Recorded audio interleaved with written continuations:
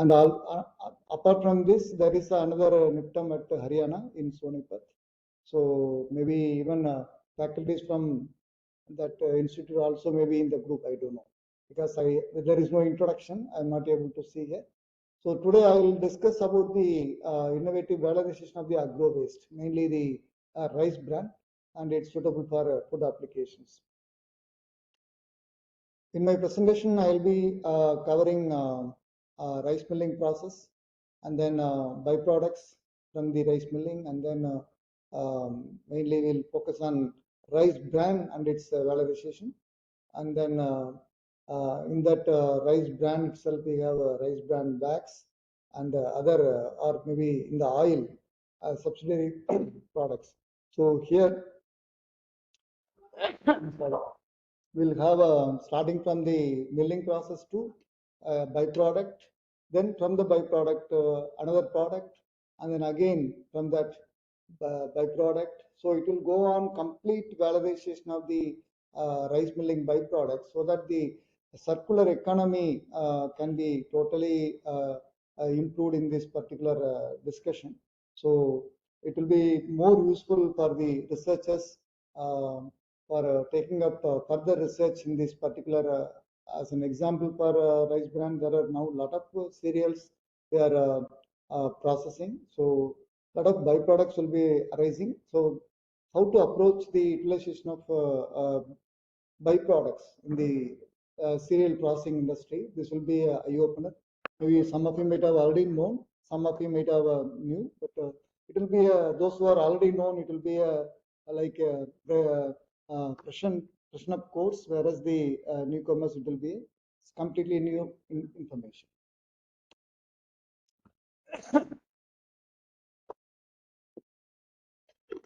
Sorry, there is some sore throat. You can say rice. Rice is the life and soul of India, we can say. Mainly take Tamil Nadu or maybe the total southern peninsula of the India, the almost the coastal area, maybe even in West Bengal, Odisha, this side, even up to Gujarat. So the people living in the coastal area, so definitely it will be a life and soul for the people, because the rice is the major crop cultivated in India. So we can say India ranked second position in rice production compared to the next to China. And the area also, we are having a huge area under paddy cultivation, and almost 360 lakh hectares we are cultivating paddy.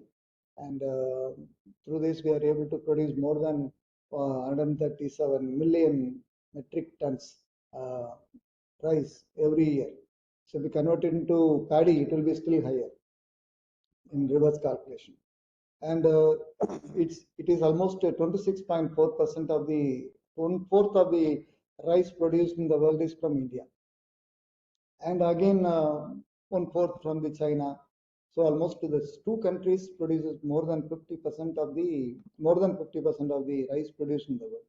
And also the remaining, also the Middle East Southeast Asia, and then Japan, USA, Brazil. These are some of the, and some parts of even Africa also, they are producing rice. So such an important crop, it is almost part and parcel of our life in India. Mainly if we take Tamil Nadu, definitely we cannot go, if we take from morning to night, we consume mostly rice. Rice is a wonderful food. So that's why we are easily digestible, and we are able to take rice from morning, from breakfast to idli, dosa, or pongal, or whatever it is, uttapam, then different during festival. So many snacks we are consuming made up of rice and other maybe pulses. In afternoon, as you all take lunch for rice, and then night also either rice or maybe it's other tiffin items. So it's almost, if we take in Tamil Nadu or maybe in Karnataka, Kerala, we are consuming almost daily 3 times rice. Such an important crop. So when we produce more, so automatically we'll have a lot of byproducts. How? Because if you take a paddy, only 70% is the endosperm, which we are consuming as a table purpose. Whereas the remaining 30% comprises of rice husk and bran and germ. So if you take the paddy, the outer layer is the husk. All we know that's a golden color cover, which is a protective layer.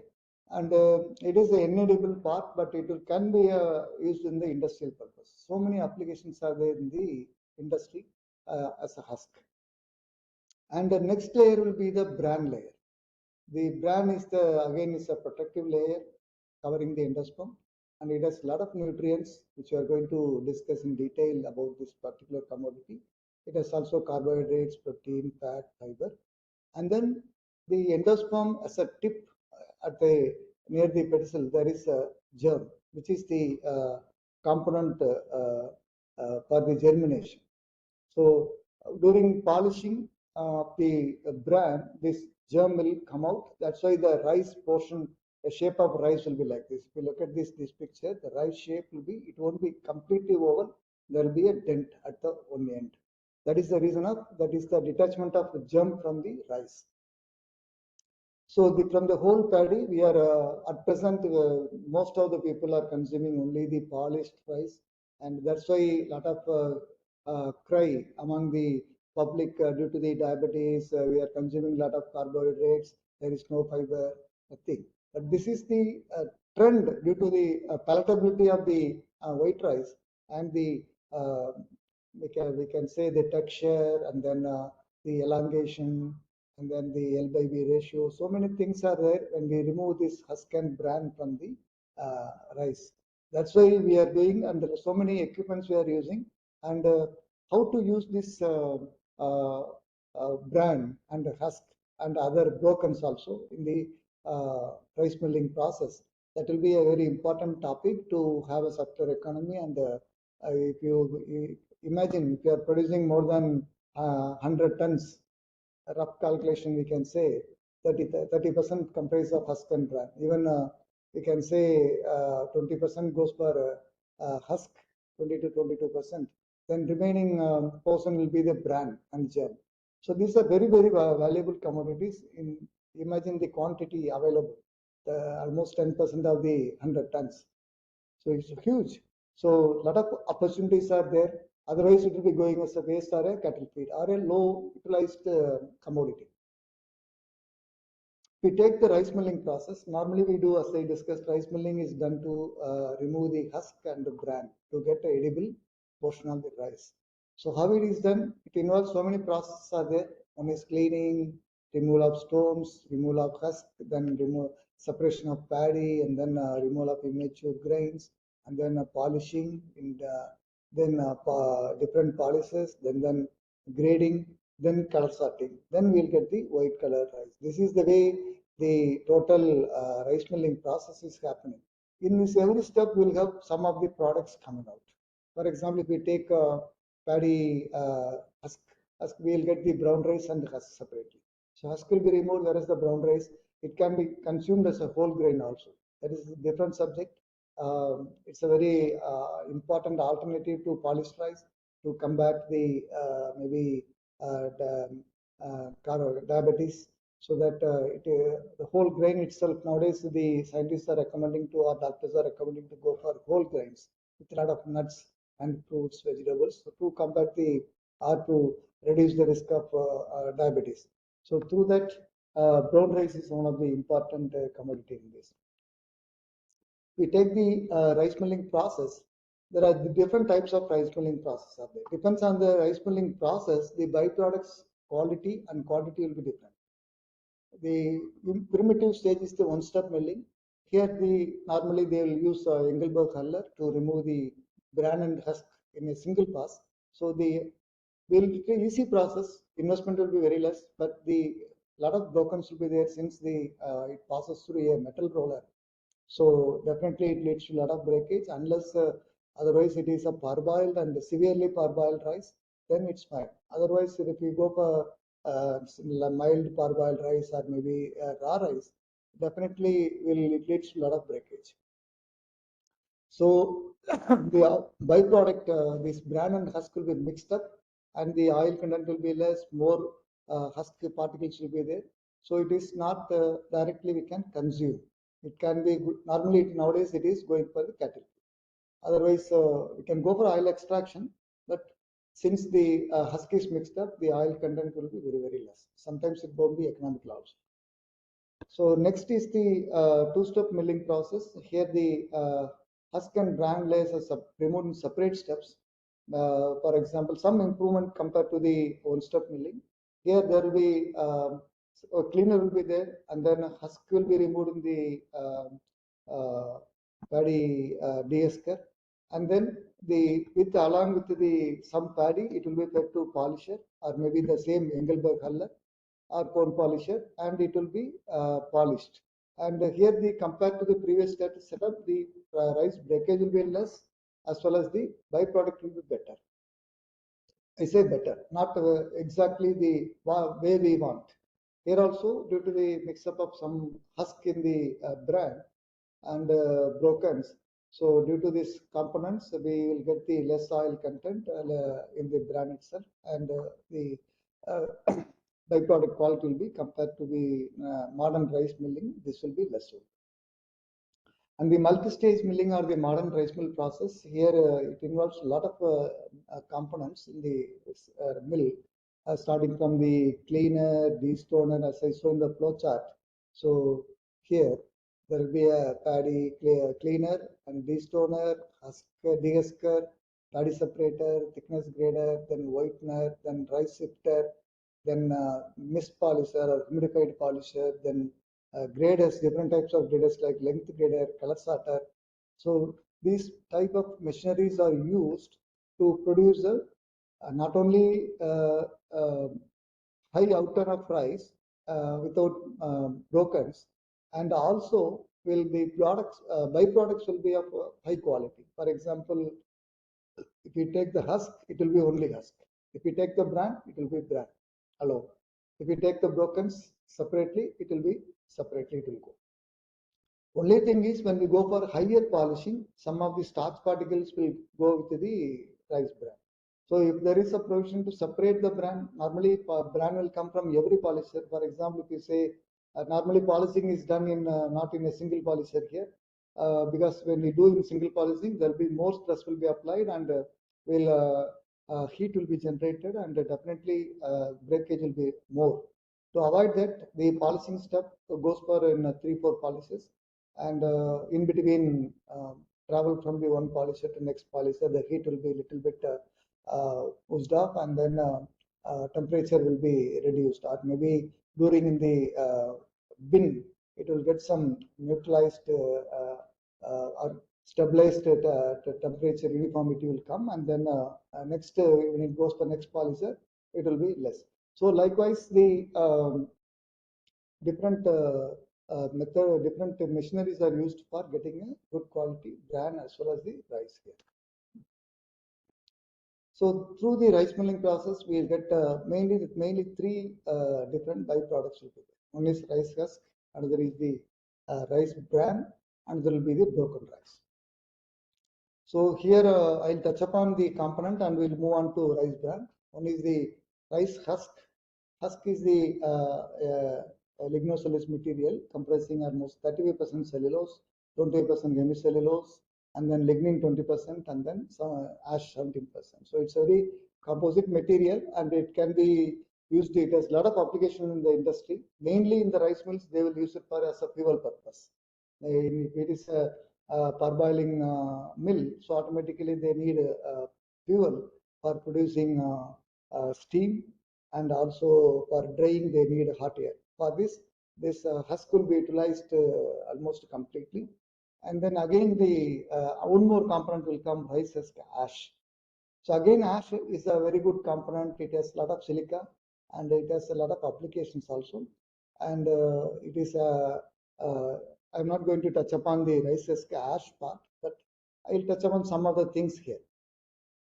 So the rice husk nowadays for going for the sustainable food packages. So nowadays the eco-friendly packages are made of even rice husk. They are made into powder, and then it's made into in 3D printing or maybe in mold. We can make packages. It is biodegradable, and then it's eco-friendly and sustainable thing. And also it is a high-value product compared to the when there is a demand in the sustainable packaging nowadays.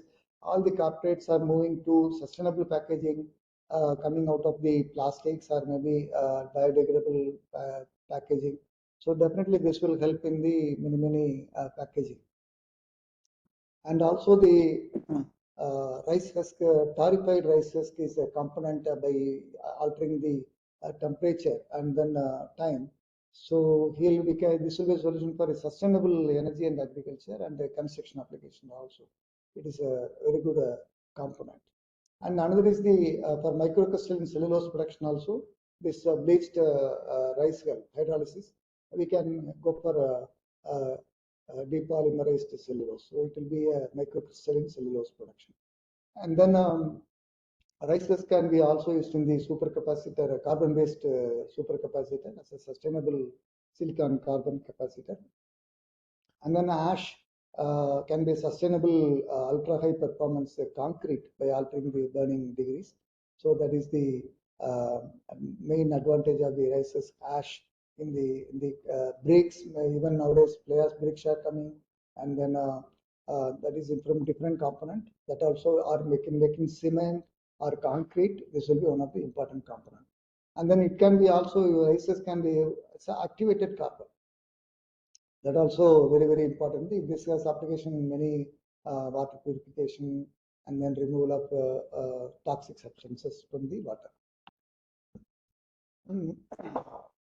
The main component of this today's topic is the rice bran. So here the rice bran is, if it is done in the complete modern rice mill with ultimate care to not mixing up of husk, avoiding the husk, then completely it is edible component because the whole grain as such, the brown rice is edible, and likewise the bran can be is an edible component, and it has a lot of application in the food industry. And we have a lot of rice produced in India, the traditional rice varieties, which are pigmented rice. Normally, if you take Karponi or Maple Samba or maybe Kullakar, like this, so many rice varieties are there in Tamil Nadu. Likewise, in every state, in Kerala or Karnataka or Andhra Pradesh, Telangana, Odisha, every state, even northeastern states like Assam, and then wherever the rice grows, Bengal. So these areas where there was rice cultivated traditionally, I'm not talking about the places like Punjab, Haryana, where they adopted this paddy for at the later stages, whereas time immemorial paddy is cultivated in this coastal area. So these areas have a lot of traditional rice varieties. Some of them are pigmented. These pigments are having a lot of it's rich in anthocyanin, and then it's a natural pigment. Sometimes for pigmentation of food materials, this can be also used. It ranges from the pure ivory color to the dark black color. Maybe like we can have a rainbow colors of rice. I have now slides to show you how the traditional pigmented rice are available in India. Recently also I went to Odisha for a program. In that they have highlighted the importance of kala jeera. It's a very it's a centered rice, traditional rice, and very having lot of nutrition in that. Likewise, so many varieties are available throughout India. We have to identify, and we can go for milling. We definitely will get lot of bioactive polyphenols from the rice bran. And in the food industry, it can be used as a flavor enhancer, oil extraction, can be also used in emulsifying agent, foaming agent, and then natural color pigment, as I told, and then it can be also used as protein stabilizer. So many applications in the food industry. And since it is gluten free, definitely it can be a replacement for wheat or refined flour for making bakery items. So some of the products are even now in the market. It's coming. The brand has been de-oiled brand has been included in the biscuits, cookies, muffins, and then even breads. So many applications are there in the food industry. So We look at the rice bran composition. So it mainly composition of protein, fat, crude fiber, both insoluble and soluble fiber, main component carbohydrates, and then some mineral. So this, if you look at it, so it's a nutritious meal, we can say. A lot of protein, also fat, also fiber, and also carbohydrate. So what else we need? A lot of minerals also.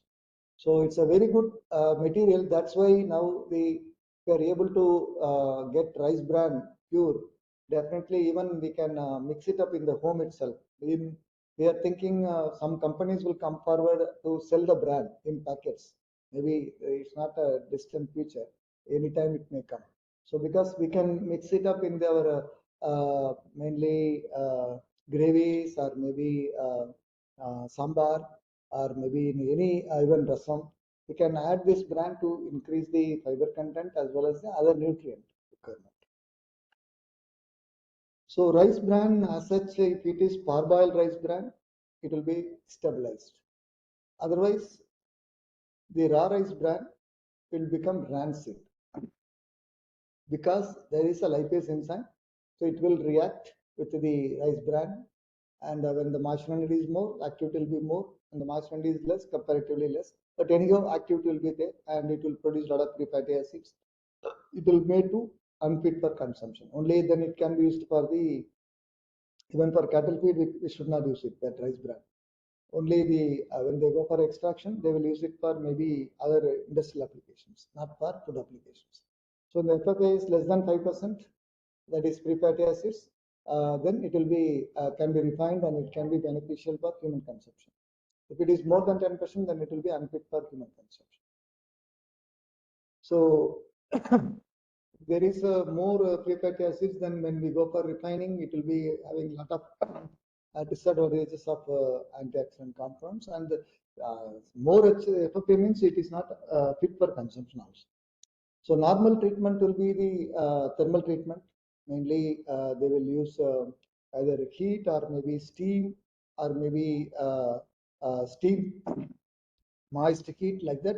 We can go for a treatment of the rice bran for stabilization. By doing this, the lipase enzyme activity will be curtailed and the bran can be stored for little bit longer period. So definitely this will help the company industries to store for, because they have to collect the bran from the different rice mills, and then every rice mill will not have a rice bran oil component. Only in a cluster, if there are some 100 mills, there will be a rice bran oil industry. So they will collect all the bran and store for some time for to run the mill throughout the year. So they have to stabilize and then store it. Then only they can have the bran continuously. In certain part of the country, their rice milling is done continuously, whereas in certain places it is not done continuously. Certain places season they won't do milling due to the repairs and maintenance or whatever it is. So most effective method is the heat method, but still now a lot of new techniques are being developed by the researchers. Some of them are home heating, micro heating, infrared heating, and even some of the things are non-thermal treatments are also given for some pre-treatment to improve the stabilization as well as the oil extraction. So the three novel thermal methods, one is home heating, micro heating, infrared heating. These are nowadays almost it is ready for commercialization in many places. A lot of research has been done, but still in the rice bran stabilization, this is not still adopted. They are trying to popularize this technique because a lot of advantages are there compared to the steaming or other methods, because it can be done very continuously. We can do it, and the home heating actually the conditions will be around 100 volts per centimeter, and then that is the effective fuel strength, and then the frequency can be 60 hertz. If we do like this, we can go for improve the stabilization process and increase the, which in turn increase the rice bran oil yield also. And internal heating, if you go for stabilization, the temperature can be 140 degrees centigrade, and for 15 minutes, if you go for stabilization, here every all this process we need moisture to be added. Unless it is moist is there, then the process will be not very effective. And in microwave heating also, the 700 watts as well as in the 2450 megahertz with the 4 watts per gram power intensity and treatment time of 5 minutes reduces the lipase activity up to 90 days. Whereas in this is in batch type, a lot of results have come like this, and then in continuous type, some research we have done. Even in our lab, we have conducted this around on optimized the conditions to around 900 watts or 925 watts to 3 minutes is suitable to stabilize the rice bran. Here also the lipase activity was curtailed, and then the bran can be stored for more than 90 days. So if it is more than 90 days, it is more than sufficient for the industry to have a stock of 3 months. Then automatically the season will start, and then they will go for milling. Normally, in many places, the paddy is a single crop. In Punjab, Haryana, or maybe in Uttar Pradesh or Bihar, they will go for only one crop of paddy because due to the climatic conditions. Whereas in the southern part, Karnataka, Andhra, Telangana, Tamil Nadu, Kerala, they can go for even two crops also. So milling go for at least 9 months, and these 3 months period will be definitely helpful in the when there is a paddy is not coming. And then if we summarize this one, there are a lot of thermal treatments and non-thermal treatments are also available. So the microwave, autoclaving like steam or extrusion, steam heating, dry heating, infrared, ohmic, these all are thermal treatments which will improve the stabilization. Depends on the availability of resources. The industry can pick up the method to stabilize the rice bran. But as I told, in the parboiling process, we are applying steam to parboil, gelatinize the rice. So during this process also, the bran also gets stabilized. And for the parboiled rice bran, the stabilization is not required normally. Whereas wherever the raw milling is done, raw rice production centers, definitely the stabilization should be done.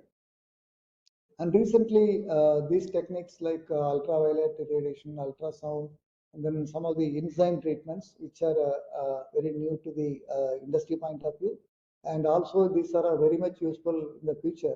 The industry may have to change to this type of techniques to go for stabilization and oil extraction.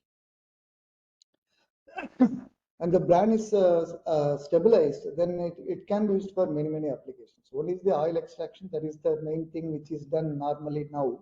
The rice bran oil is the one of the major player in the edible oil industry. So rice bran has a lot of things. We'll discuss our next slides maybe. So the one is the phenolic extracts. As I told, when the traditional rice varieties have the bran has a lot of anthocyanins, and then it has a lot of antioxidant and antimicrobial activities are there, rice bran extracts. And the main phenolic compounds are ferulic acid, picomouric acid, and then benzoic acid and synaptic acid. These are some of the things very unique to this particular pigmented rice. The components may be changing. And this encapsulated rice bran extracts also developed to increase the bioaccessibility of phenolic compounds in the GI tract, and it can be used in the many food applications also. And the cellulitic and the xenolytic enzyme combinations are used to extract the bioactives from colored rice bran for functional food and nutraceuticals development. Since it has a lot of polyphenols, it can be used in the nutraceuticals also, as well as the cosmetic also, as well as the food functional food category. And also, as I told, it can be used as a whole grain. Then it will be a very useful grain. And this rice bran extract also used in the active packaging to extend the shelf life of meat products from lipid oxidation and microbial activity. So still a lot of research is going on in the phenolic extracts point of view. And another method is to enhance the antioxidant antioxidant properties of rice bran is the fermentation process. So here the solid state fermentation is a simple and cost effective process to change the chemical composition of biomaterial to biometric compounds like phenolic acids, isoflavones, aldehydes, and fatty acids. And this fermented rice bran using Saccharomyces cerevisiae is also used to replace wheat flour in the gluten-free cookie productions. So this is one of the important upcoming thing. So the rice bran can be fermented and can be used in the food product. So Here the lot of benefits will be there in the, it can be used as a functional food also. And enzyme production from rice bran through fermentation also is sustainable production. So the fermented rice bran can be go for enzymatic things like for silane production. So the source for the from the fermented bran. Next component is from the rice bran we can go for protein isolate. It has more than around 14 to 20% protein, depends on the variety. So the extraction of this protein isolate will be more useful. Nowadays, people are moving from the animal protein to plant-based protein. So automatically, the rice bran protein isolate will be one of the very good source of protein substitution for the vegetarian people, as well as the now those who want to now vegan population, as well as the people who want to find alternative for the meat animal products. So now normally the protein extraction by using chemical methods leads to undesirable modifications, and the molecular denaturation, degradation happens. Whereas the enzymatic extraction methods are used for protein extraction nowadays. This is a recent development where the rice bran from the rice bran, where the enzymatic activity leads to the production of a high quality protein isolate, and this is the process for the fatted rice bran will be used here to using some enzymes like phytase and silanase. Then it goes for centrifuging and then neutralizing. Then it go for freeze drying. Then it will go for very good protein isolate. And alkaline extraction followed by isolate electric point and heat coagulations for the highest protein recovery, which is double that of conventional alkaline extraction process. Next is, as I told, the main component of the rice bran is the rice bran oil. The conventional extraction method is a solvent extraction process. Wherever we find the solvent rice bran oil plants, so they normally go for solvent extraction. This is practiced very normal. That's why we are talking about this conventional method. Nowadays, a lot of new methods are in the research, and findings have been published in peer-reviewed journals, and maybe in the slowly when it is scale up available, then definitely they'll go for novel methods also. So in the main extraction and the refining process of rice bran oil, if you look at it, the rice bran will be conditioned and then it will be pelletized using a pelletizer to make pellets, and then go for a drying, and then the solvent will be added in the solvent extraction chambers, and here we will get the crude oil and these are de-oiled cake. The de-oiled bran will come out, and then it will go for a de-oiled cake and go for animal feed. If it is a very good source of bran, then this de-oiled bran can be go for the food applications. Otherwise, if it is from the single stage or double stage milling process, this de-oiled bran will be go for only for the cattle feed. Whereas if it is a multi-stage modern milling bran, that too from the first one or two polishes, it will have a lot of fiber and oil content will be there. When you go for the last polisher, it will have some starch content will be there. So, but it will be very good edible material, but the oil content will be reduced. Then this crude oil will be go for refining process. Here the crude oil will contain gums, and then soap, impurities, waxes. These all should be removed to go for a refined rice bran oil.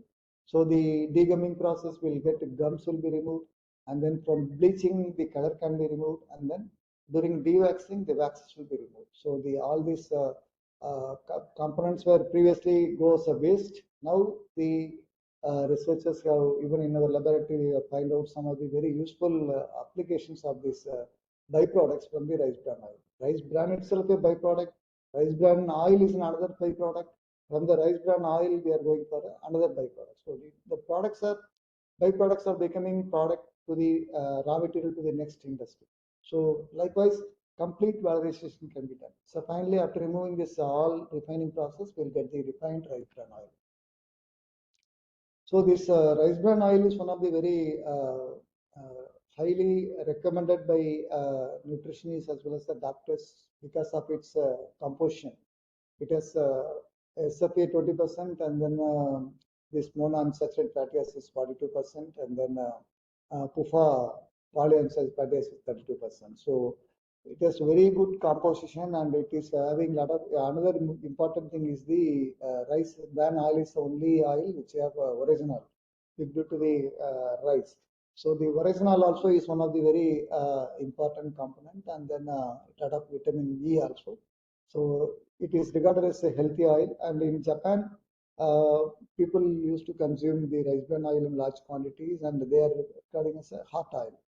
That's why here also they are trying to promote, but somehow people may not like due to the regular consumption of their preference. Like people may prefer mustard oil, or maybe groundnut oil, or maybe ginger oil, or nowadays even sunflower oil people are using, and this palm oil. Many oils are there, but rice bran oil is one of the very good source of oil, and definitely it has a lot of production also there, because we are producing almost 10%, that itself from the 100 million tons, 10 million tons we are producing bran. From the bran, almost we are getting around even 15% if we take from the 10 million tons, how much quantity we can produce. Whereas the India is importing oil from the many countries, and our foreign exchange is going on for the two important commodities. One is the pulses, and the another is the oil. And the government is taking a lot of steps to reduce the oil imports, but the import requirement is high. That's why by demand and supply, we have to do it.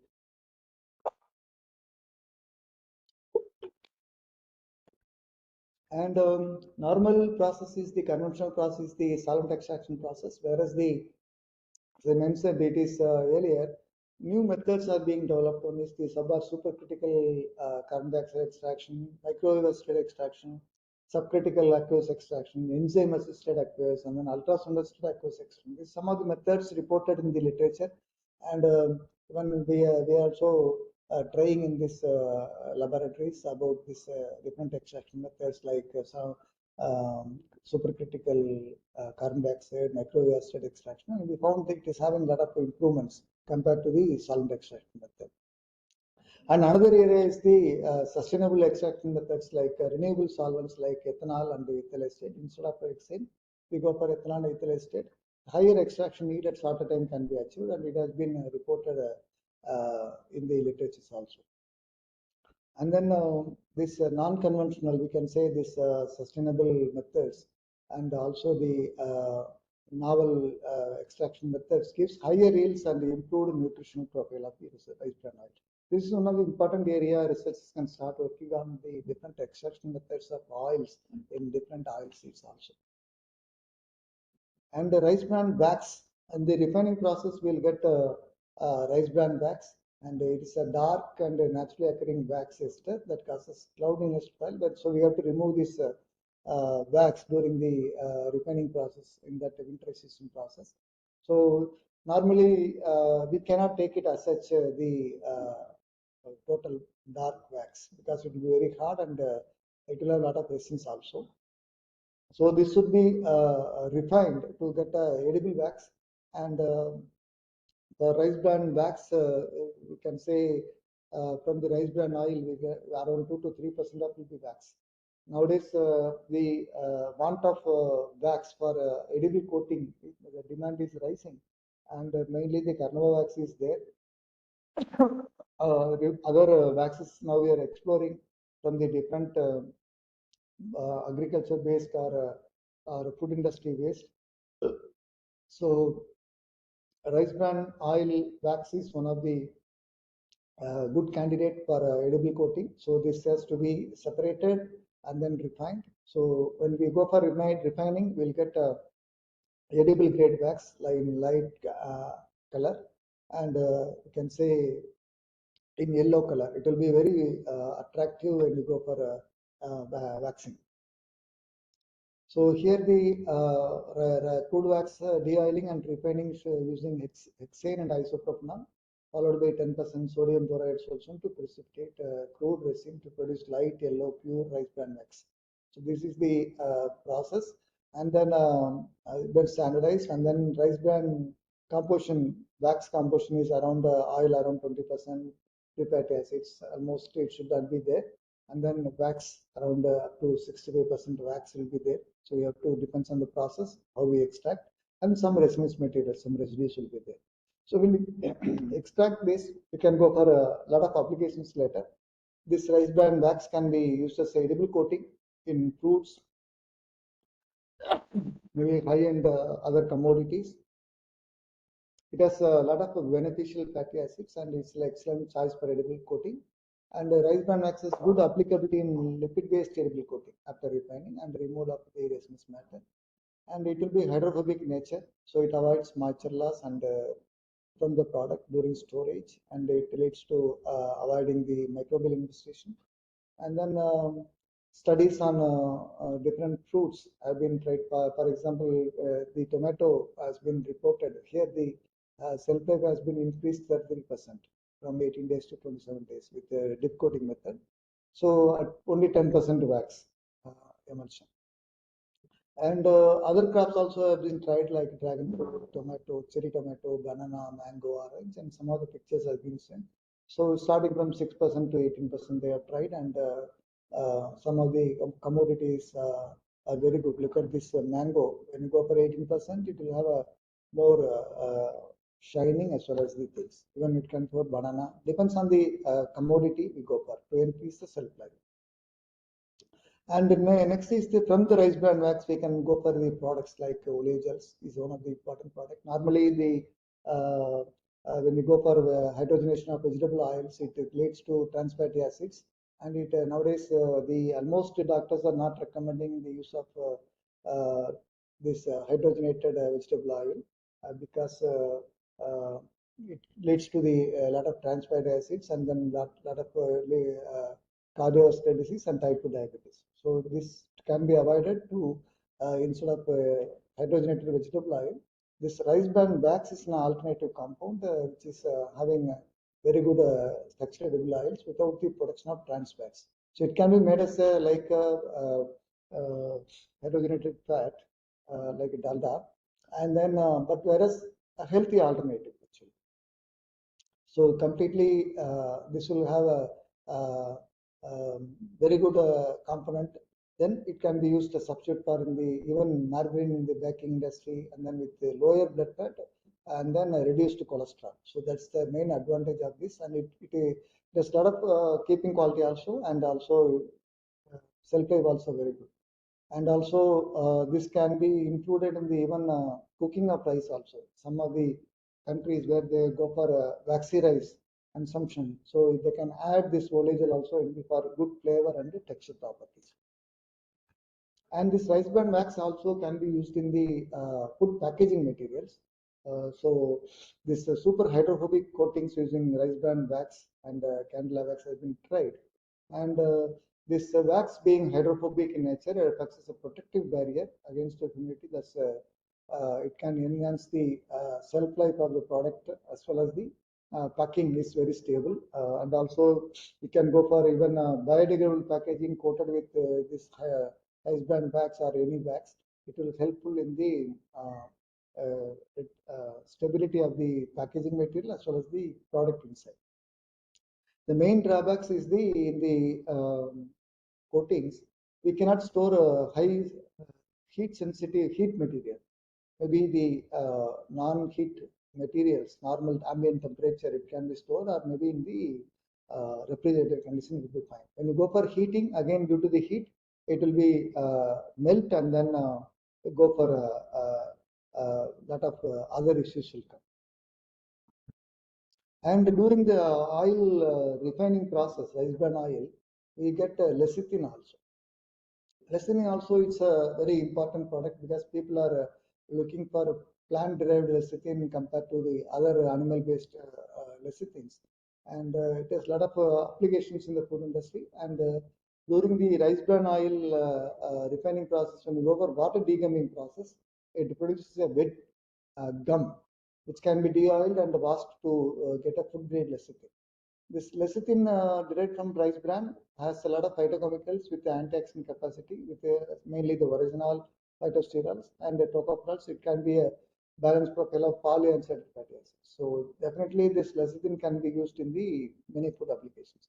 Another is this enzymatic degamming using this phospholipase A1 enzyme with ultrasonication. When you go for pre-treatment with ultrasonication, so this will lead to higher cavitation yield and leading to enhanced enzyme activity and maximum removal of the phospholipase. So this is also one of the findings from the literature reported. And then this lecithin has a lot of application in the food industry. One is the facilitate small droplet formation, stabilize oil droplets in emulsions, and then reduce the interfacial tension. And then rice bran lecithin also used in cosmetics, pharmaceuticals, and then paints. And it is easily digestible, so it can be used for the preparation of infant formula. And also, since lecithin is also is a nutrition supplement, it can be applied to improve the shelf life of the food products. These are the applications of lecithin in the food industry. So the advantages of rice bran lecithin over other sources of lecithin is it is plant-based and it has a low viscosity and suitable for pet formation compared to other lecithin. And then it's stand out the non-genetically modified option, low allergicity and superior nutraceutical properties compared to the conventional lecithin sources. And RP with strong antioxidant activity and emulsifying capacity is a viable alternative to vegetable or egg-based lecithin, and mainly especially for allergy conscious consumers. These are the major advantages of the rice bran lecithin. So coming to conclusion, we can say the rice is the life and soul of the India, mainly the can say the people living in the coastal states, and wherever the rice is produced very traditionally in many centuries ago. So the during the rice milling process, if it is done in a modern rice mill, we will get a final very good byproducts, and it can be go for value addition, and it will be helpful in the circular economy. And then this rice bran is loaded with alpha orygenol, protein, fiber, lipids, and it's a composite food material, and it can be enhances the food's antioxidant, antimicrobial properties.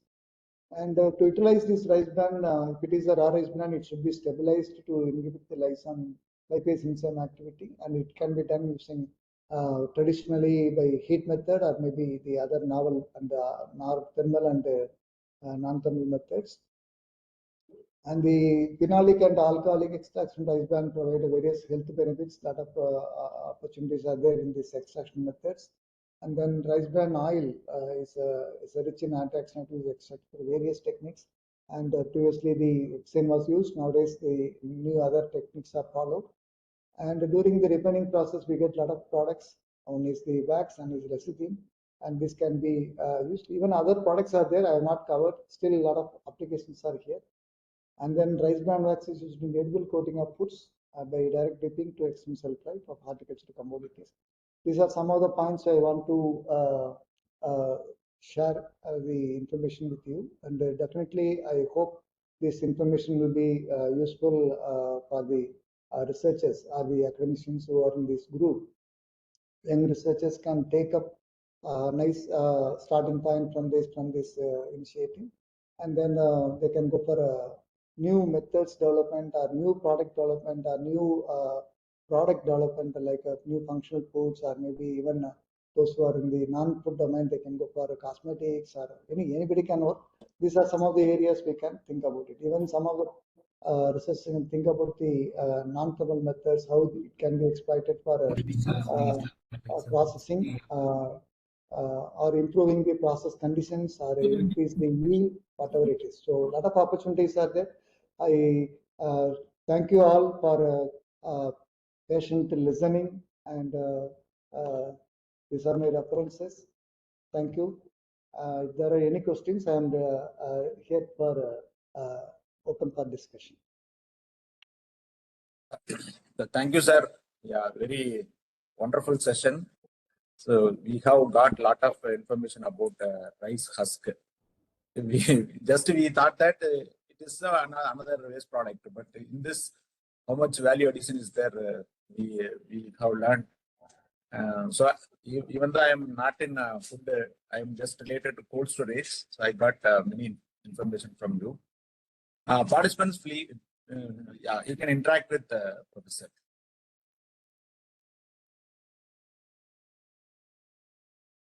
any questions is there, any question or anything, you can also say that, or you can interact with Professor.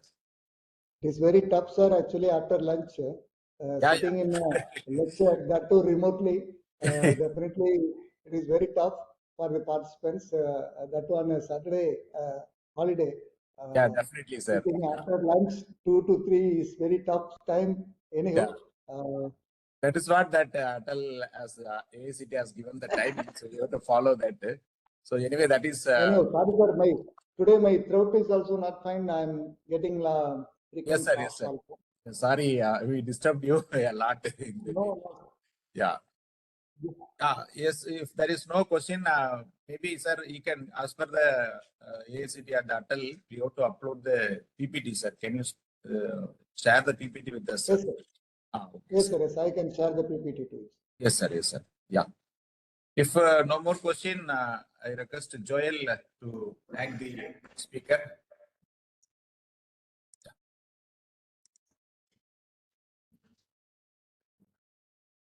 As we conclude this insightful session on innovative valorization of agro-waste, unlocking the potential of rice bran for sustainable food application, we extend our heartfelt gratitude to Dr. N. Venkatachalapathy for sharing his expertise on this critical subject. Sir has given insights and has reinforced the need for continued research, investment, and industry collaboration to fully harness the value of agro-waste. By integrating such advancements, we can reduce food waste, improve food security, and create a more sustainable food ecosystem. Once again, we thank Dr. Venkatachalapathy for his time and expertise, and we look forward to applying these valuable learnings in our respective fields. Thank you, sir. Yeah. Thank you very much, Dr. Joel, and also Dr. Mariappan, sir, for giving this opportunity to participate in the Atal program and to discuss among the young minds in the particular programs. Thank you very much. Yeah, thank you, sir. Thank you very much, sir. I'll call you, sir, for the process. Yes, sir. Yes. Participants, next session would be 3:30. We will try to call Dan Matara. Okay, just please hold on and we'll start the session.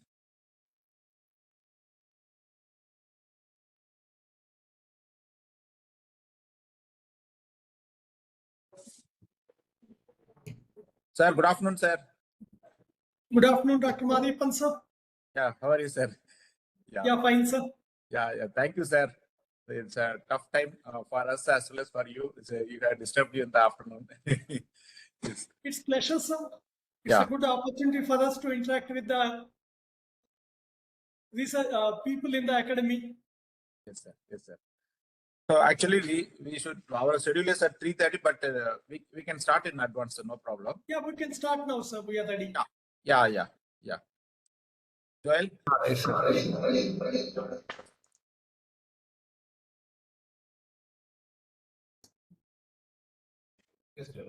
Good afternoon, everyone.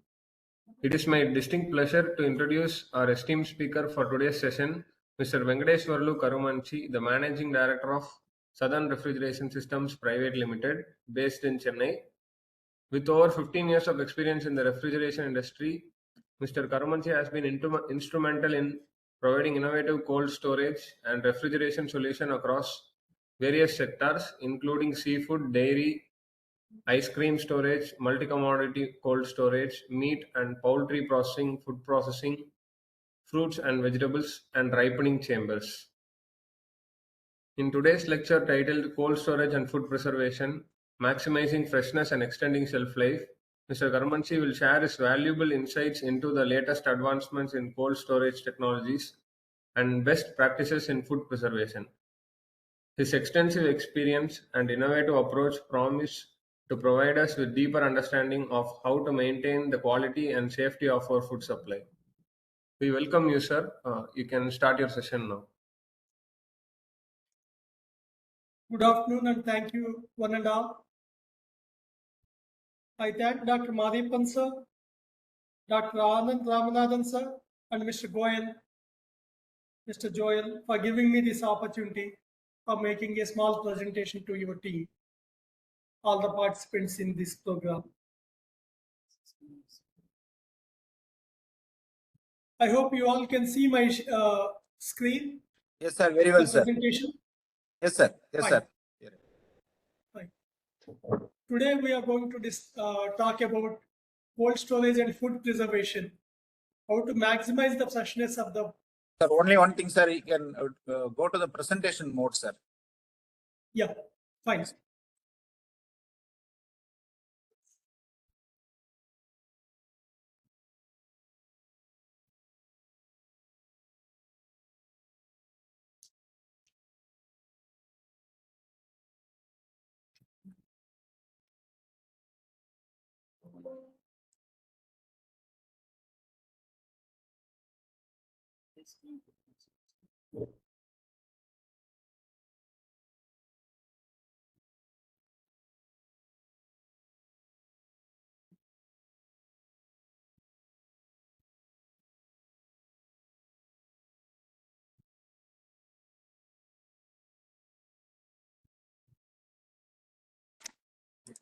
Yes, sir. Sir, in that. Is it open now? Yes, sir. Fine. That in that after stop sharing, hide button is there, sir. Just you click that one, sir, so that the screen will not be hidden. The bottom Yeah, fine. after stop sharing and hide button is there. No, sir. That little above, sir. Little above. No. Yeah, here. Just above, sir. In that WNITT webex.com is sharing your screen. Then here stop sharing is there, and after that hide is there. Yeah, that one, sir. Yeah, fine, sir. Fine. Thank you. Okay, fine. Now, shall we continue? Yes, sir. Yes, sir. We can. Okay, fine. Yeah. Good afternoon and thank you one and all. I thank Dr. V. Mariappan sir, Dr. Anand Ramanathan sir, and Mr. Joel for giving me this opportunity for making this presentation on cold chain and food preservation. For maximizing the freshness and extending shelf life of agri produce.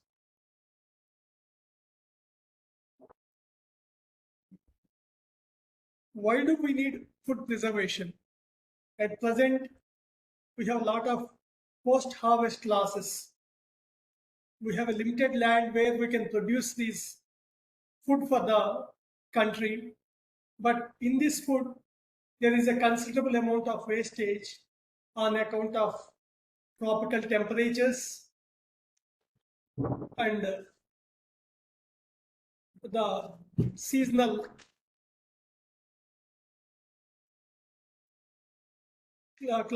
harsh climatic conditions that lead to food spoilage. At present, some of the food products we have around 25 to 30% losses. 25 to 30% doesn't mean we are losing the completely, but the quality of the produce is deteriorating in majority of the produce. So that can be prevented by using cold chain, and the losses can be brought down to less than 10%. Due to these food losses, the country loses almost 1 lakh crore rupees annually. If we maintain effective cold chain for all the food commodities, we can reduce these losses drastically. These cold stores also help farmers realize better rates for their produce. If we see in our country, all the agricultural production is seasonal in nature, based on the which part of the country we do cultivation. The production of majority of the agricultural produce happens seasonally. For example,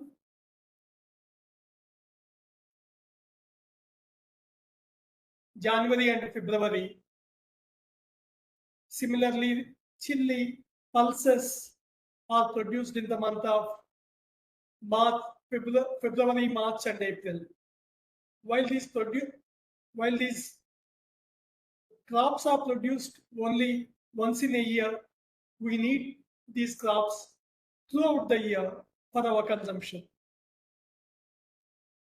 So whenever the production happens seasonally, the demand for the product will be less during that particular season, and the price realization for the farmers will be much lower during the production season.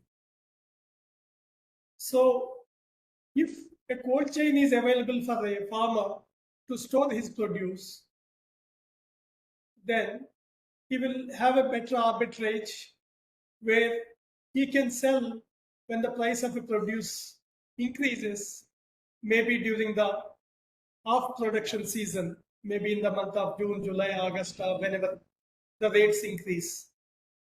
So farmers will have a better control on the timing of selling the produce. So one more advantage with the cold chain is the farmer can store his produce in a cold store, and by pledging the agriculture produce, he can take loans from the banks and financial institutions, which he can use for cultivation.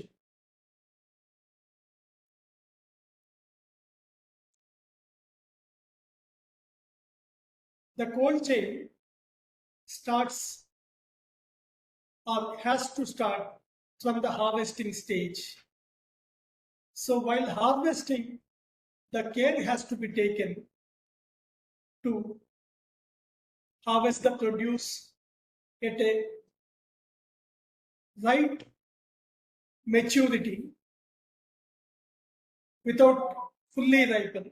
It should be semi-ripe or about to ripe when you harvest any fruit or vegetable like tomato, mango, or grapes, just before they become ripe, so they can have a better flavor, better freshness, and better appeal and longer life.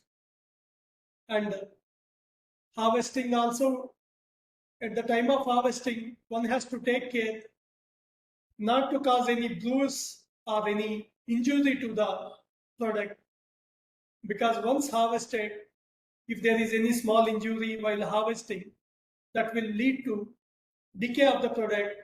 And if one fruit or one vegetable gets damaged in a bunch, the others also start damaging, deteriorating or spoiling.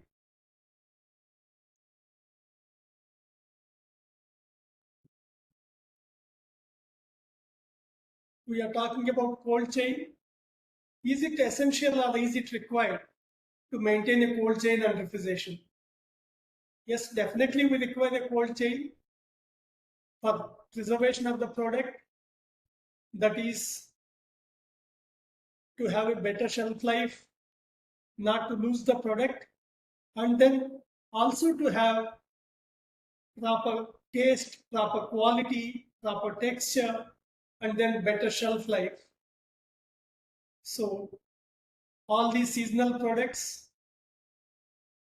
we need longer shelf life for consumption throughout the year. Apart from this, in our country, not all the fruit or all the vegetables are produced in every area. Say, in North India, people produce fruits like, in the colder climates, people produce apple.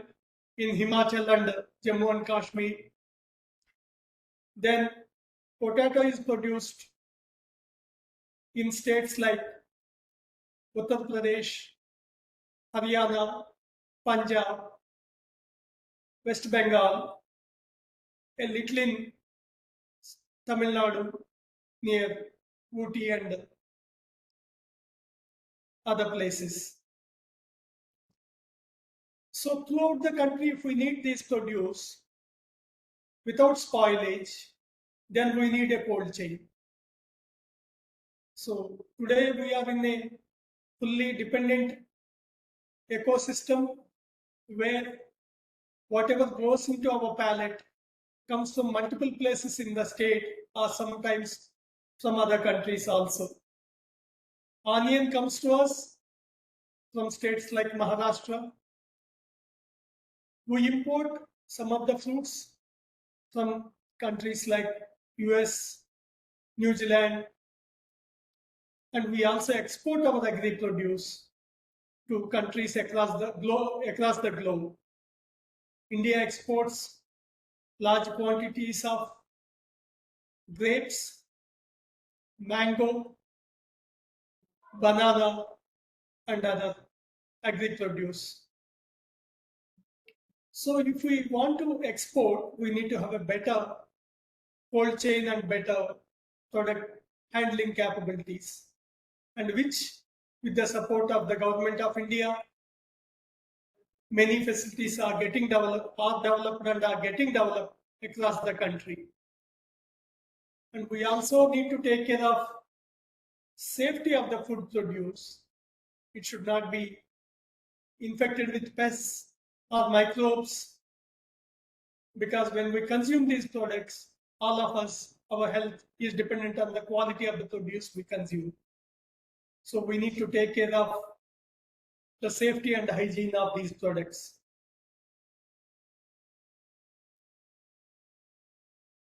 What are the key factors or key parameters that we need to monitor or control in a cold storage? Temperature is the prime and foremost parameter. Each product will have its own storage temperature at which it can endure or sustain for a longer period or stored for a longer duration. So multiple products require multiple temperatures, and any variation in the temperatures can lead to the product spoilage or deterioration. Apart from the temperature, humidity also plays a very important role. All the products needs to be maintained at right humidity. If we maintain humidity higher than required, there is a possibility for moisture accumulation on the product, mold growth, and fungus growth on the product, which might deteriorate the value of the produce. And if the humidity in the cold chain or cold storage is lower than the optimal for that product, it lead to dehydration, shrinkage, and loss of product weight, color, and quality. So we need to maintain the right kind of humidity for better shelf life and quality of the produce. Apart from temperature and humidity, airflow is also very important. When we talk about a big cold storage, we need to have uniform airflow across the storage so that there are no hot spots in the cold storage. If any hot spots are present, there is a possibility of spoilage of the produce in those particular hot spots, which will lead to the product decay in certain areas of the storage. The packaging also plays an important role in determining the shelf life of the produce. So we need to use a quality packaging material for better shelf life. Packaging like vacuum packing can enhance the product shelf life by reducing the bacterial growth.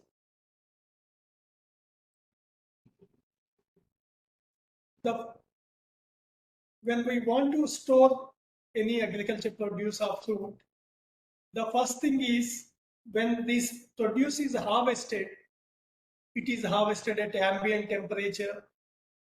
Ours being a tropical country where the temperatures can go to 35 to 40 degrees centigrade, the decay of the product starts the moment the produce is harvested. So the best way to enhance the shelf life and retain the quality is to cool the produce as fast as possible after harvesting.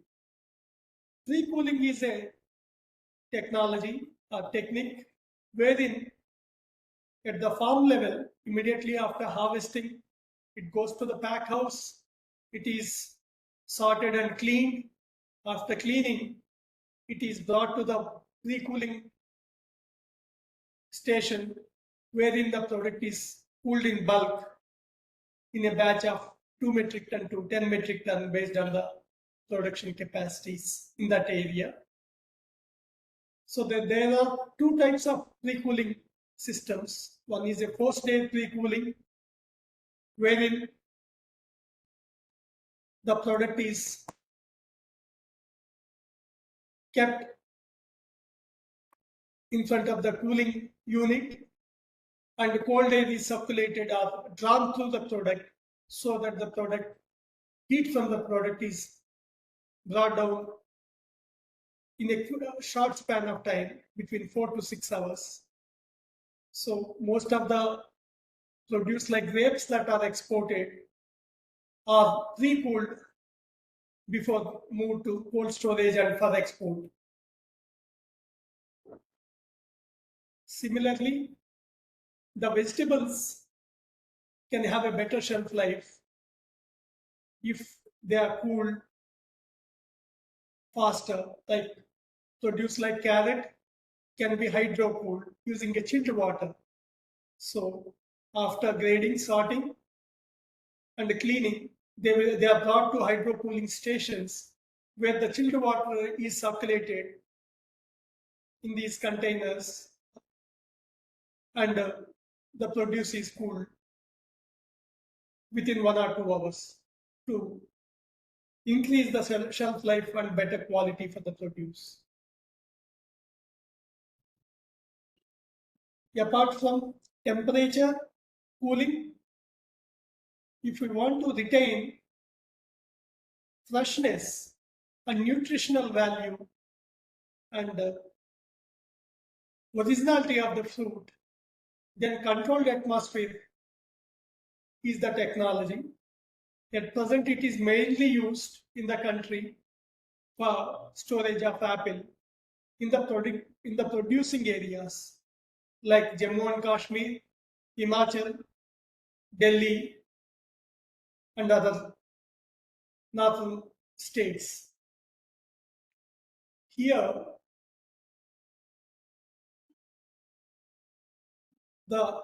apart from temperature and humidity, the composition of the air is also monitored and controlled precisely. Yes, now all these fruits and vegetables respire like human beings that we breathe in, breathe out for our survival. The fruit also breathes after it is plucked from the tree. In the process of breathing, it starts releasing the heat that's called respiration, and it starts converting the starch that is present in it into sugars, which will add to the taste of the thing. But in the presence of oxygen, the breathing will be high. That leads to faster ripening of product and faster decay. Once it ripens in 1 or 2 days, after that it starts decaying. So if we reduce the oxygen level in the storage, then its respiration will come down, its aging will come down. So we can reduce the respiration of produce. And slightly higher CO2 levels will inhibit the ripening process of the fruit. And by maintaining higher nitrogen levels, we can reduce the aging of the product and enhance the shelf life. The controlled atmosphere storage will increase the shelf life of the produce by more than 2 to 4 times compared to a normal cold storage. As you see in the controlled atmosphere cold storage, we control the CO2 levels, oxygen levels, then ethylene levels, because some of these fruits produce ethylene. So ethylene again induces ripening of the fruit. So ethylene levels are brought down by constantly removing the ethylene from the air through ethylene scrubbers. And humidity also plays a vital role. So humidity is also controlled by using humidifiers or by selecting a right refrigeration system with right temperature difference for the evaporator selection.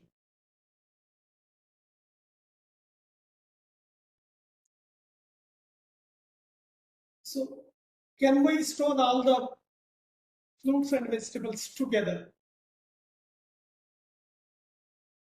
The studies show it is not recommended to store all the fruits and vegetables together because some products,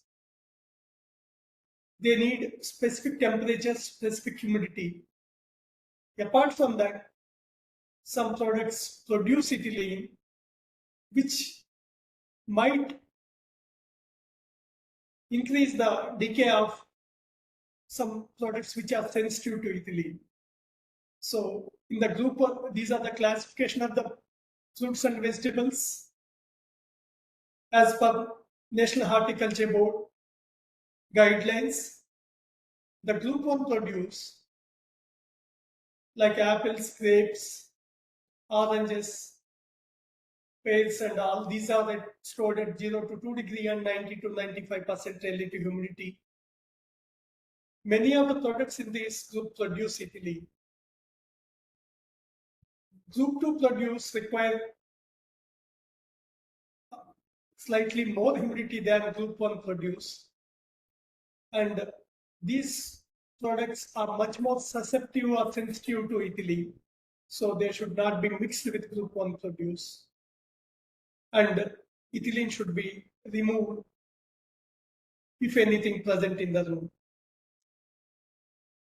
The group 3 produce, the garlic and onion, they require low humidity. So we need to ensure that these are stored at relatively lower humidity levels so that they will have a better shelf life. And group 4 produce are stored at 4 to 5 degrees centigrade.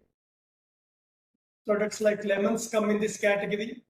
Group 5 produce are stored at 10 degrees centigrade and 85 to 90% relative humidity. These products are also sensitive to ethylene and they are also sensitive to chilling injury. What is chilling injury? That means if we give a cooling more than required for the product will again get damaged. If we store these products at temperatures below 10 degrees centigrade, say 2 to 4 degrees centigrade, along with group 1 or group 2 products, then these products are susceptible to chilling injury. So the CIP treated potatoes come in this particular category where they can be stored with 10 degrees centigrade, whereas table potato or seed potato are stored at 2 to 4 degrees centigrade.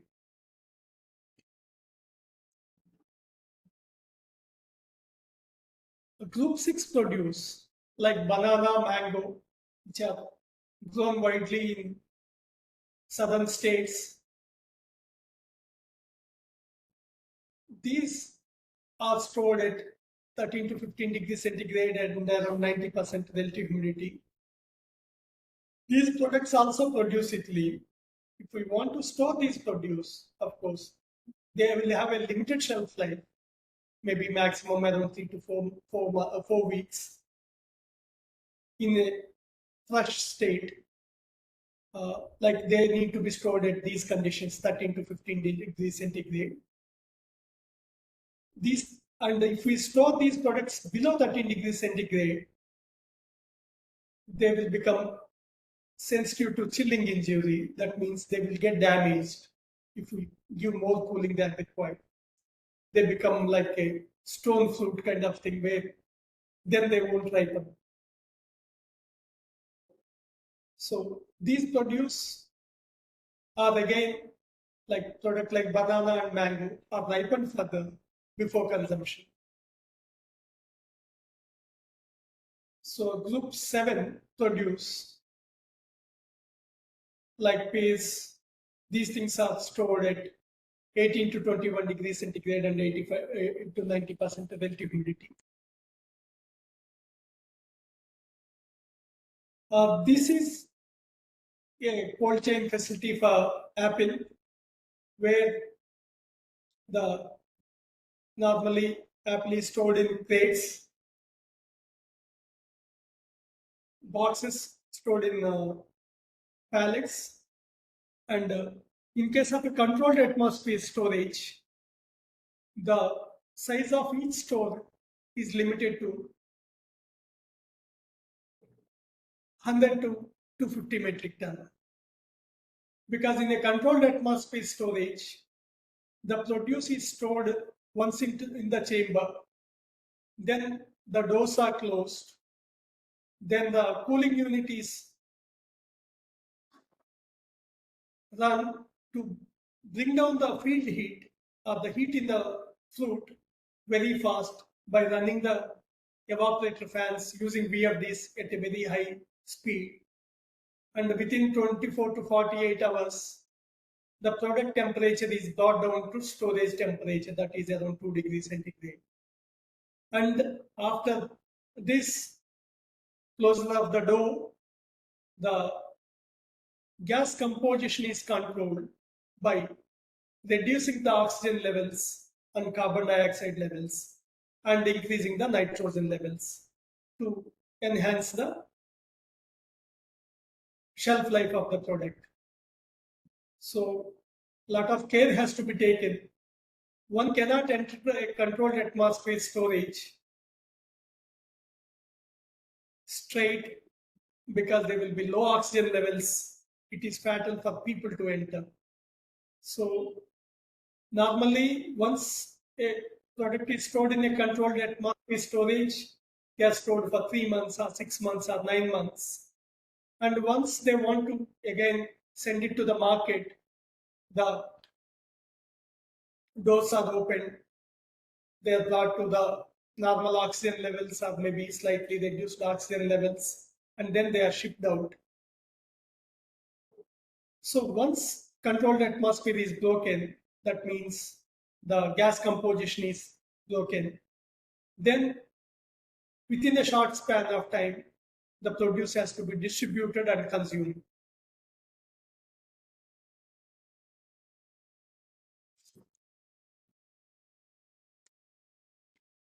So other commercial cold stores,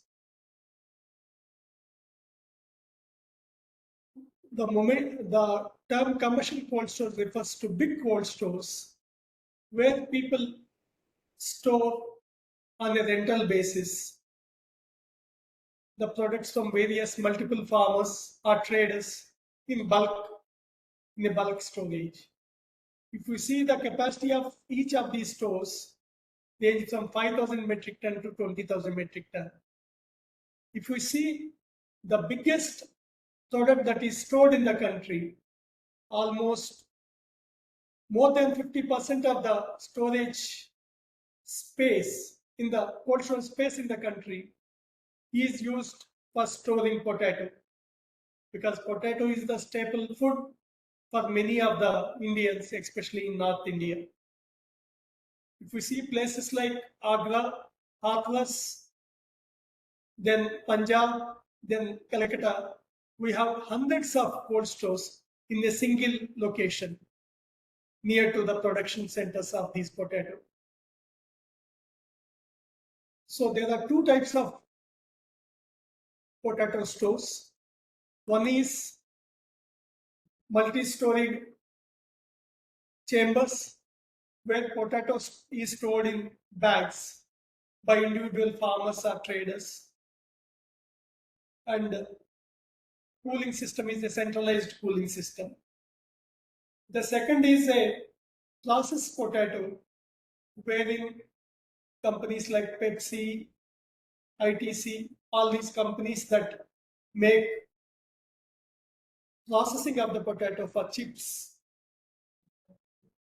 French fries, they treat the potato using CIP treatment. Once the CIP treatment is done, the potato cannot loses its germination capacity. That means it cannot be further used as seed. The only reason for doing CIP treatment is, one is it will reduce the storage costs because cooling need not be maintained at 2 degrees, it can be maintained at 10 degrees. Second is the sugar levels in the potato won't increase, so the discoloring of the potato when it is converted into chips won't happen. It won't become dark, it will be light whitish in color. So these are the processed potatoes. Coming back to south, a lot of chili is stored in Andhra Pradesh, Karnataka, and parts of Tamil Nadu. The dry chili. It is stored in huge cold stores like this, where each store can accommodate 5,000 metric ton to 18,000 metric ton. You can visualize 18,000 metric ton means close to lakhs and lakhs of kgs of product is stored in a single storage. Like that, multiple stores are there. Most of these stores are in the production centers. Like in Tamil Nadu, we have near Trichy, and in Karnataka, we have at places like Badagi, Ballari. In Andhra Pradesh, we have these stores in places like Guntur, Ongole, and other locations.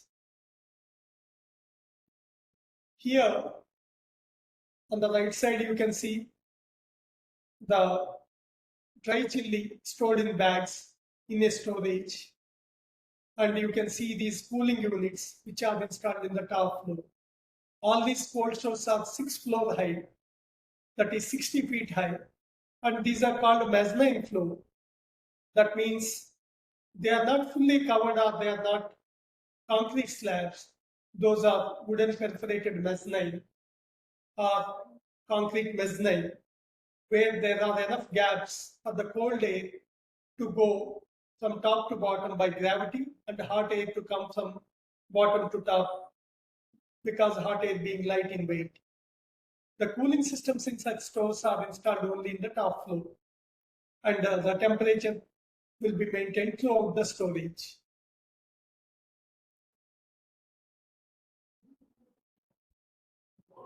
What type of refrigeration systems are used in the cold stores? There are multiple types of refrigeration system. One of the classifications is based on the refrigerant that we use in these cold stores. So predominantly ammonia is used in the cold stores, and of late the Freon, non-CFC, non-ozone depleting gases are also used for cold stores nowadays. In ammonia, there are 2 more systems by the name gravity feed and liquid pump feed, which we can see in the subsequent slides. And in Freon, we have individual cooling systems and common cooling systems or rack systems. We can go through them in the subsequent slides in detail.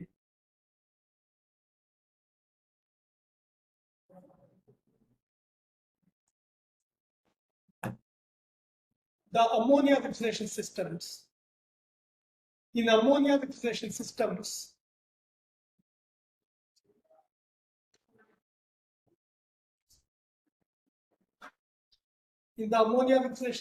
we have gravity feed and pump recirculation.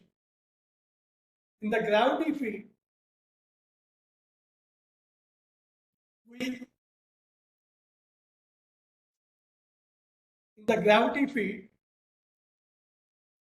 we maintain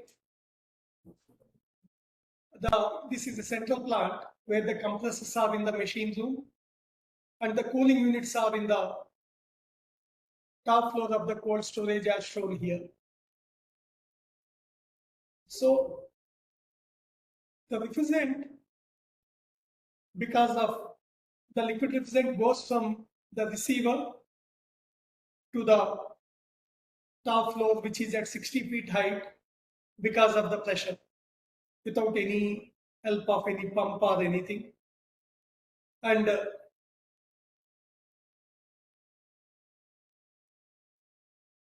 once the refrigerant comes into the evaporator, there will be accumulator, a small accumulator in the middle of the evaporator, on one side of the evaporator, that holds the ammonia charge, that circulates the ammonia to the cooling unit. And the fans in the evaporator will convert the ammonia liquid into vapor. In the process, cool the space around it. Normally, ammonia is evaporated in a storage at around -5 to -7 degrees centigrade temperature, and the room temperature, cold room temperature is maintained at +2 to +4 degrees centigrade. Once the liquid ammonia evaporates in this evaporator, the liquid ammonia, ammonia vapors are sucked by the compressor through the suction line. Vapor being light, they are present in the top of the accumulator and they are pulled by the compressor. And the compressor compresses these ammonia vapors, and the hot ammonia vapors, compressed ammonia hot gas, will go to the condensers where the heat is rejected to the atmosphere. These condensers are atmospheric type where pipes are used for heat rejection. Evaporative condensers where evaporative condensers are used, and shell and tube condensers where on the shell side ammonia will be there, on the tube side water is there to condense these high pressure ammonia vapors into liquid, and the ammonia liquid will come to the receiver and the cycle will continue. This is the gravity feed where we don't need to use any pump for circulation of ammonia. On the right side, we can see ammonia pump recirculation system. Here, to effectively control the temperatures in the room and to make it easier when we have multiple chambers, ammonia is expanded from the liquid high pressure medium temperature liquid at around 40 degrees centigrade and 180 psig pressure to low pressure close to 35 psig pressure and a low temperature around -6 degrees centigrade liquid. So the high pressure liquid comes to this vessel. Through expansion wall, it is expanded and the temperature and pressure are brought down here. And the low temperature and low pressure liquid is pumped using these ammonia pumps to the cold chambers, and the liquid will go to these cooling units, evaporators. They pick up the heat and then they come back to these pump vessels. Here, in these pump feed systems, we circulate higher quantity of liquid refrigerant compared to the gravity feed systems. We call it a recirculation ratio, wherein we circulate 4 times the liquid. That means for each 1 kg of liquid that converts into vapor in the evaporator, we circulate 4 kg of the liquid, so that the heat transfer surface of the evaporator is used effectively. And so both the liquid as well as vapor together, that is called wet return line. They come to the wet return line to the accumulator. And here the liquid and vapor are separated. From the top of these low pressure receiver, the ammonia vapors are sucked by the compressor, compressed and then sent to the condenser. So this is more effective way for maintaining the temperatures in a multi-chamber facility where we have 3 to 4 chambers of high capacities.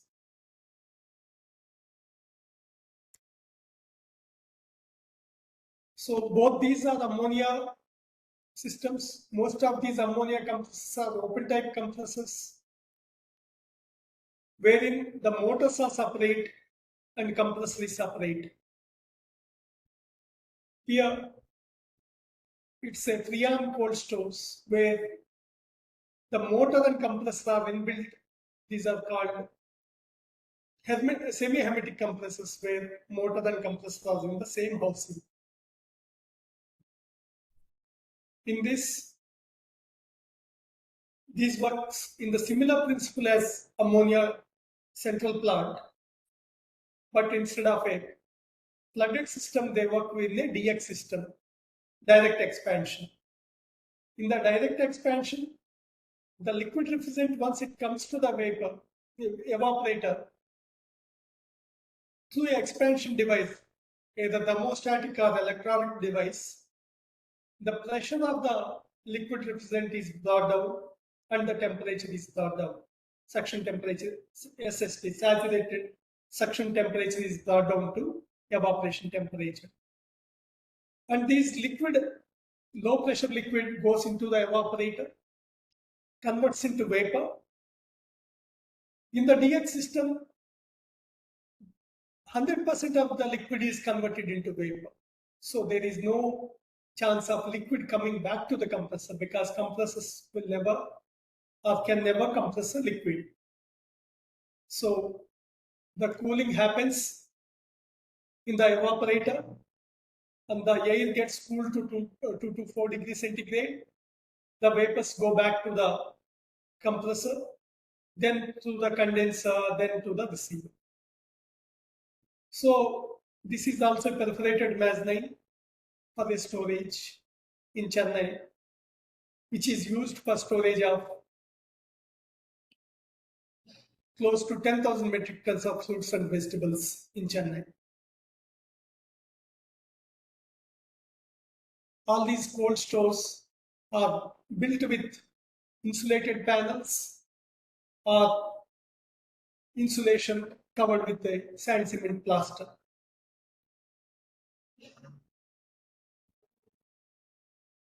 So in Freon, we also have individual refrigeration systems wherein each evaporator is connected to a dedicated compressor and dedicated condenser. So if we have multiple rooms, each room can be connected to 1 compressor or 2 compressors, and we can maintain the temperatures. And these stores are designed for multiple temperatures. They can be designed for minus 20 degrees centigrade to plus 4 degrees centigrade, so that any of the produce can be stored based on the specific proper temperature requirement of the produce, the parameters can be set in the refrigeration system.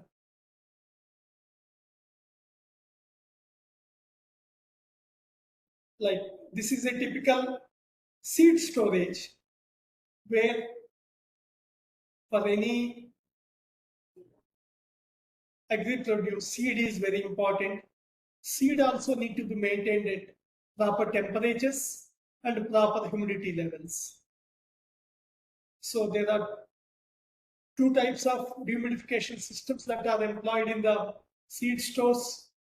One is a desiccant type dehumidifier, where a desiccant wheel-based absorption system is used, desiccant-based system is used to remove the moisture from the storage space. In a seed storage, the humidity level has to be controlled around 40%, so that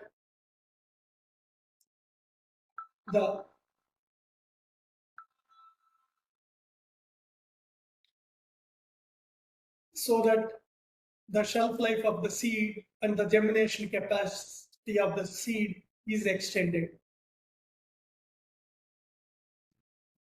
So the dehumidified air is circulated through the duct into the cold chamber here. There is one more system wherein the refrigeration-based dehumidification system, where the evaporator itself does both the function of cooling and reducing the humidity.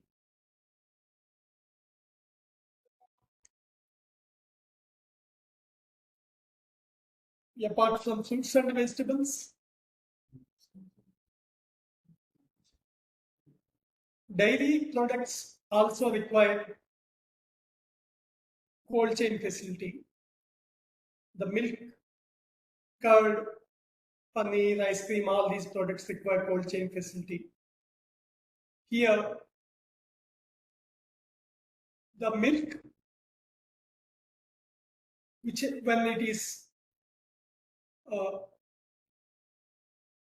collected from the farmers, it is at the ambient temperature, and it has to be instantly brought to the low temperatures,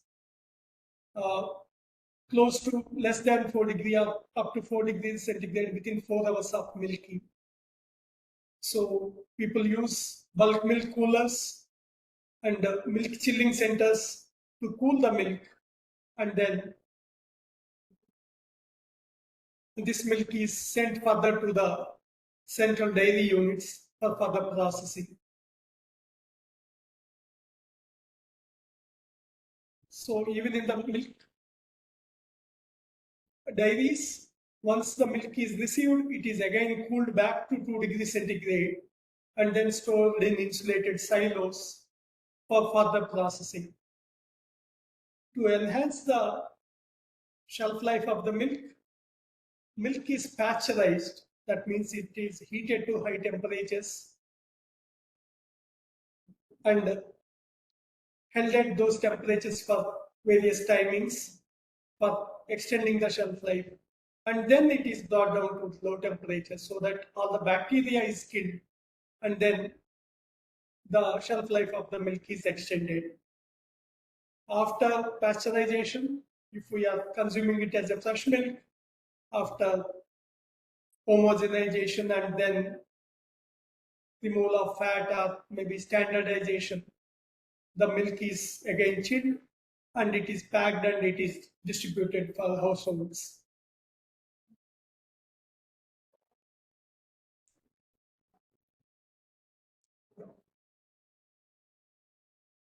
Apart from milk, milk products like curd also need a lot of cooling. So in the curd, first after milk is heated, it goes for setting, wherein the bacteria, the setting agents are added to the milk to start the culture is added to the milk, to start the curd setting process.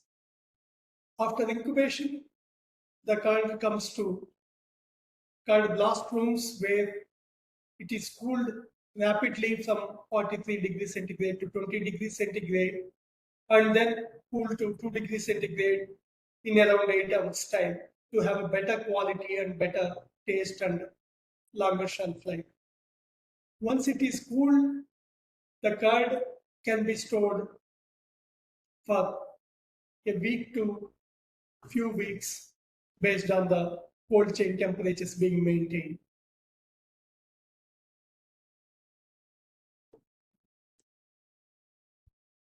Similarly, all other food products like shrimp or fishery or seafood also require cold chain. In fact, a lot of ice is used for cooling the shrimp and fish immediately after harvesting. Ice is put on the fish so that fish doesn't deteriorate or spoil immediately. And once they come to the processing centers, the chilled fish is stored in chilled storages, chill rooms, where the product is stored at close to 2 degrees centigrade or 0 degrees centigrade. And then, if we need to consume over a period of time, it is normally frozen. Most of the frozen seafood is exported by the country. Utilization in the country is limited to the restaurant and other categories, but most of the frozen produce is exported.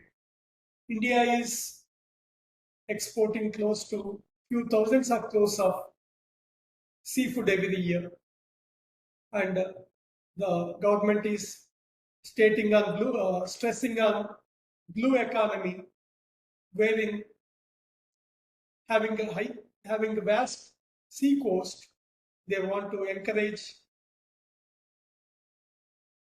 fishery production, processing, and export for generating valuable foreign exchange for the country.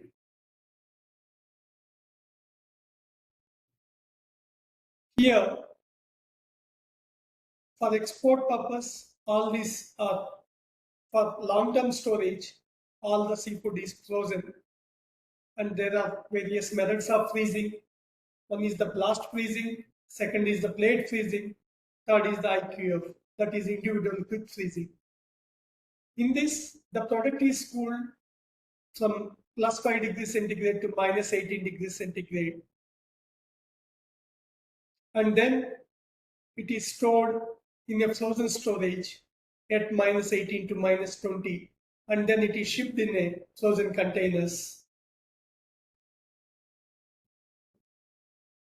Similarly, poultry, now India is producing the chicken in large quantities, and more and more new processing setups systems are coming where the chicken is hygienically processed compared to what we see in a normal shops in our areas.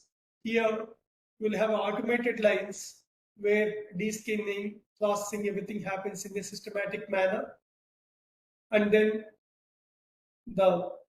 immediately most of these birds of chicken is processed online at the rate of, there are some plants that can process around 12,000 birds, 12,000 chicken in an hour in a single facility, in a continuous line. Once they are processed, they are cooled using a chilled water, and then they come into storage chill rooms wherein they are maintained at 2 degrees centigrade. For domestic consumption or immediate consumption, this chilled chicken is directly distributed in reefer trucks to the market, where it can be consumed in 2 days. And if we want to use it for a longer period, maybe after 3 months or 4 months of production, then we need to freeze this product. So the poultry products are frozen using blast freezers. To mine it, in the blast freezers, the cold air is circulated around the product at around -35 to -40 degrees centigrade. And the product temperature is maintained at -18 to -20 degrees centigrade. So once a product is frozen, be it shrimp or fish or poultry or meat, so the product can be stored for as long as a year to 2 years. So as long as no additives or no preservatives are added, these products are safe for consumption. Because once we maintain -18, -20 degrees centigrade, there is no bacterial growth, there is no harmful effects of the product. If we see in advanced countries like Japan, 80% of the food consumed is a processed and frozen product. So as long as the proper quality is maintained in the complete cold chain, freezing doesn't lead to any quality deterioration. So these are some of the machinery used for freezing.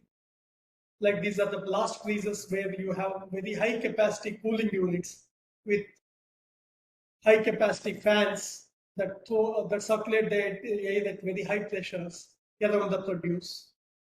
The control systems are the control panels, the compressor packs that generate the cooling, and then the condensers that reject the heat.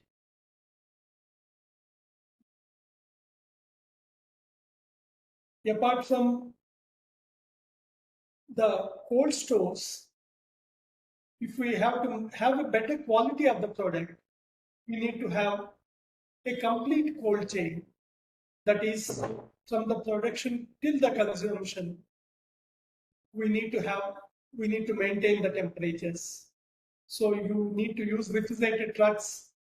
The usage of refrigerated trucks is increasing now in the country, and for export it is essential to use the refrigerated containers for export of the frozen produce. So there are two types of containers. One is at 0 to 2 degrees centigrade or 5 degrees centigrade for fresh produce transportation, like milk, curd, fresh meats, pharmaceutical products. And for frozen product, we use -20 degrees centigrade refrigerated trucks.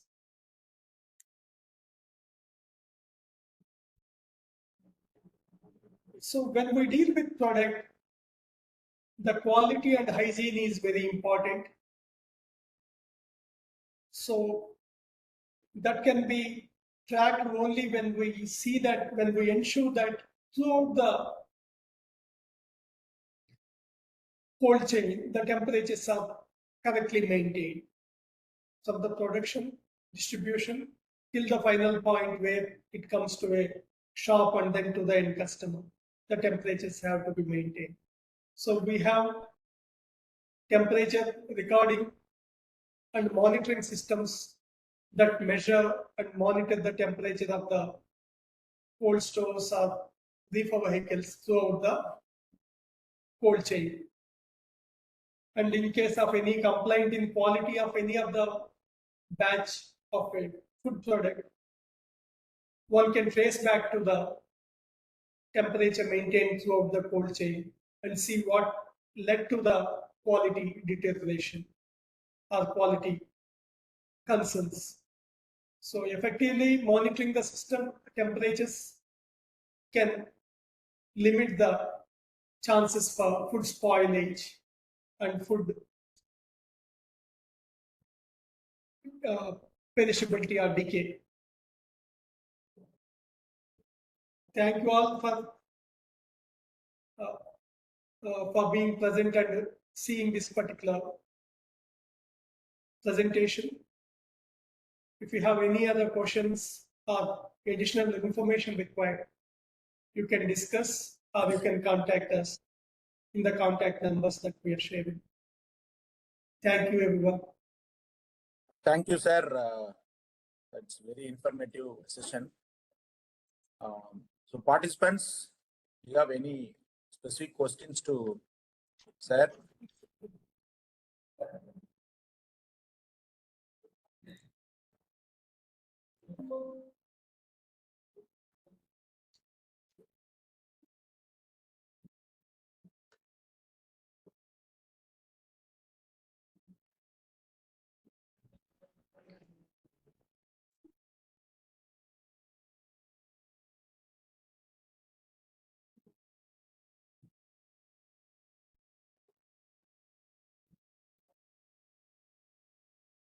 One second, sir. There is a Yeah, fine.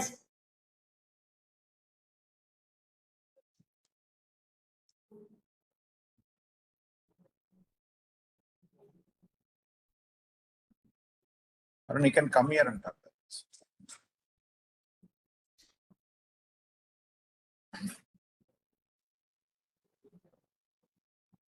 So I want to answer one question with regard to safety issues of using ammonia in the cold stores or in the food processing.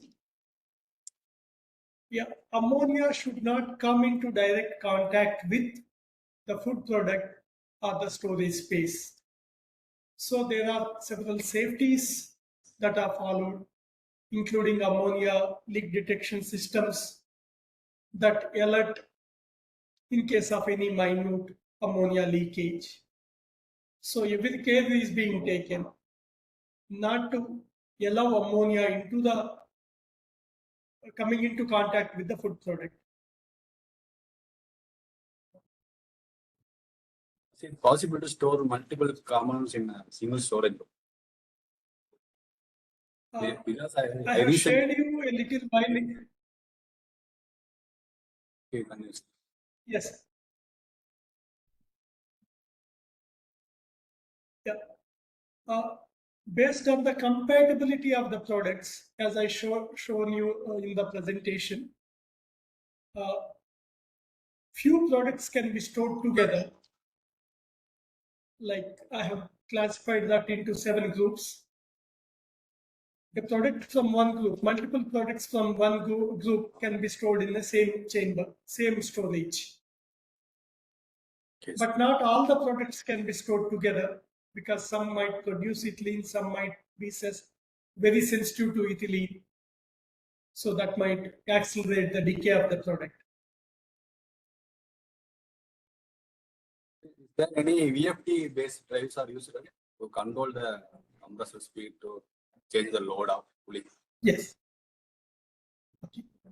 If we talk about VFD, that is the energy conservation in a refrigeration system. In fact, refrigeration consumes a lot of energy. So using modern technologies, using electronic expansion valves, VFDs, based on the load, based on the cooling demand, the speed of the compressor or the fan motor is controlled, and thereby we can save up to 20% of the energy in a refrigeration system. Nowadays, we use almost all of our frozen storage applications, we use VFDs for the compressors. Okay. Yeah. How do they control the humidity, sir? Pardon, sir? Humidity. How they are controlling the humidity? Humidity. Humidity control there are multiple ways of controlling the humidity. Up to 90% if we want to maintain. In the design stage, we can select a evaporator with a lower temperature difference between evaporation and room temperature. If we select an evaporator at 5 degrees centigrade or lower delta T, we can easily maintain 80 to 90% of humidity. If we want to maintain 90 to 95% humidity, then we might need to use a chilled water spray on top of the cooling coil with a mist eliminator to enhance the humidity in case of a pre-cooling unit. And in case of other commodities, we use humidifiers. Humidifiers, there are 3 types of humidifiers: ultrasonic humidifiers, then steam humidifiers, then simple spray type humidifiers. So we can use these humidifiers for increasing the humidity. Humidifiers usage is limited to mostly the ripening chambers, where after ripening the product is consumed fast. For a long-term storage, normally humidifiers are not used.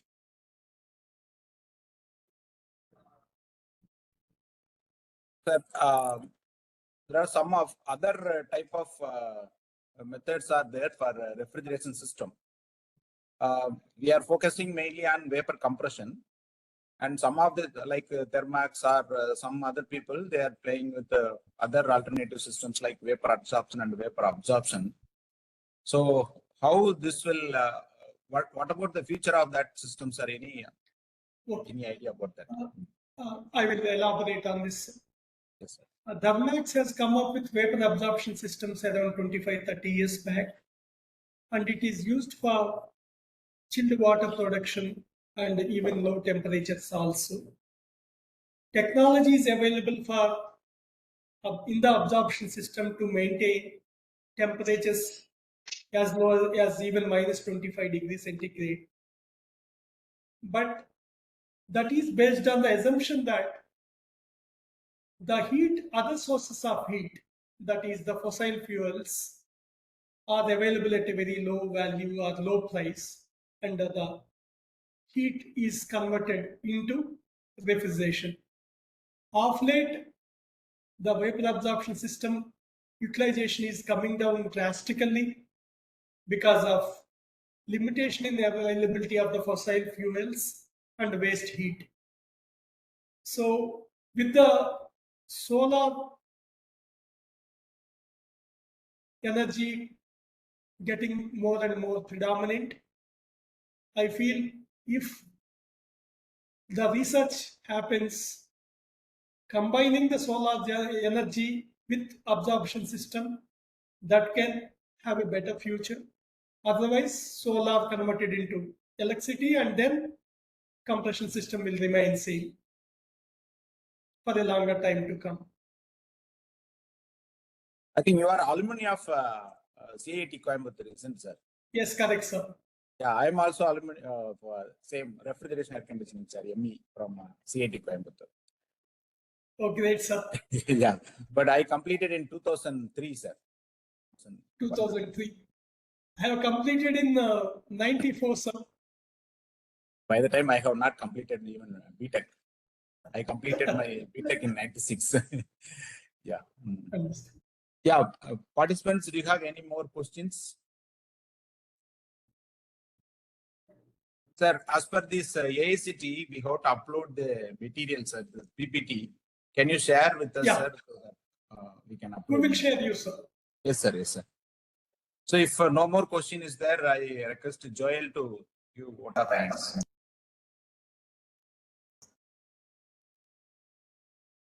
Good evening, everyone. As we come to the end of this enlightening session on cold storage and food preservation by Mr. Venkateswaralu Karumanchi, we thank him for sharing his deep insights and expertise on this crucial topic. His expertise has reinforced the importance of innovative cold storage solutions in addressing the challenges faced by the food industry. By implementing these strategies, business can enhance product quality, reduce losses, and meet the growing demand for fresh and safe food products. We deeply appreciate Mr. Karumanchi and his insights, and we look forward to applying these learnings in our industries. Let us continue to prioritize efficient food preservation techniques to build a more resilient and sustainable food supply chain. Thank you, sir. We look forward to engage you in a different topic. Thank you once again. Thank you very much. Thank you, Anna. Yeah, thank you, sir. So, yeah, we also need some expertise in refrigeration, sir, for our own students. We have industrial lectures, sir. Maybe if you can help us, then we will also arrange for a lecture for them, sir. You are welcome, sir. We can also provide training or maybe project internship for your students also if someone is interested. Sure, sir. Definitely, sir. Then I will encourage our students to contact you. And if any possibility is there, definitely we can do that. And if any MOU are with our institute also, it's welcoming. Sir. Definitely, sir. Yeah. Thank you so much, sir. And Thank you, sir. participants, we're supposed to start the next session by 5 o'clock. And so next speaker is myself is the next speaker. We want 10 minutes break. We'll give 10 minutes break. After 10 minutes, we will start.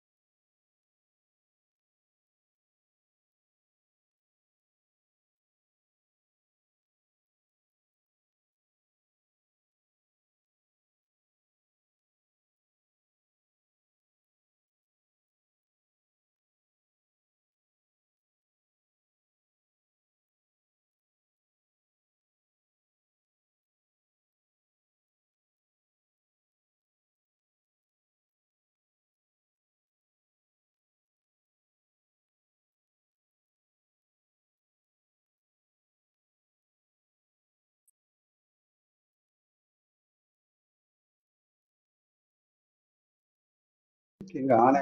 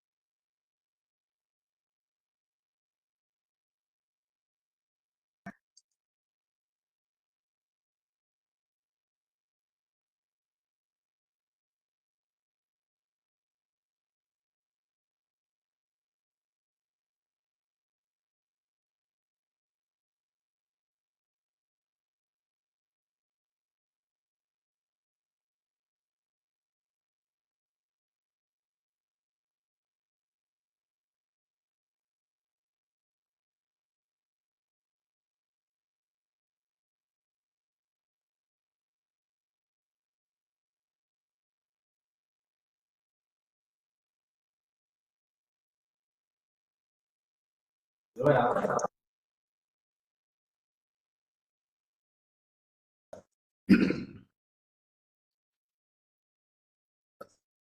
evening, everyone. We have come to the last session for this Atal FDP workshop. It is my pleasure to introduce our esteemed speaker for today's session, Dr. V. Mariappan, Associate Professor in the Department of Mechanical Engineering at the National Institute of Technology, Tiruchirappalli. Dr. Mariappan has dedicated over two decades to academia and research, specializing in refrigeration and air conditioning and thermodynamics. Throughout his career, Dr. Mariappan has been actively involved in research focusing on thermodynamic modeling and simulation, energy conversion, and the development of phase change materials for solar thermal energy storage. His work has significantly contributed to the field of sustainable cooling solutions, emphasizing the importance of energy efficient refrigeration systems. In addition to his research, Dr. Mariappan has played a pivotal role in academia, serving as a lecturer at Bharat Institute of Higher Education and Research in Chennai before joining NIT Tiruchirappalli. He is also a life member of the Indian Society of Heating, Refrigeration and Air Conditioning, reflecting his commitment to the advancement of this field. Today, Dr. Mariappan will be sharing his insights on cold storage, a critical tool for sustainable food preservation. Given his extensive background in refrigeration and sustainable energy solutions, his perspective on the role of cold storage in enhancing food security and reducing waste promises to be both enlightening and informative. We welcome you, sir. The session is yours now.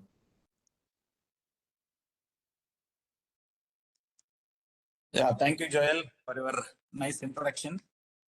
So, my session will be overall perspective in refrigeration system, because most of the topics have been covered by the previous speakers. So, what I plan to cover is what are all the various methods of refrigeration available for cold storage system. And currently, we have vapor compression. And starting with vapor compression, we will also touch the history of vapor compression and the other thing. And what is going on in our institute and what type of research we are doing. So this I will touch up in this session. I will share the PPT now.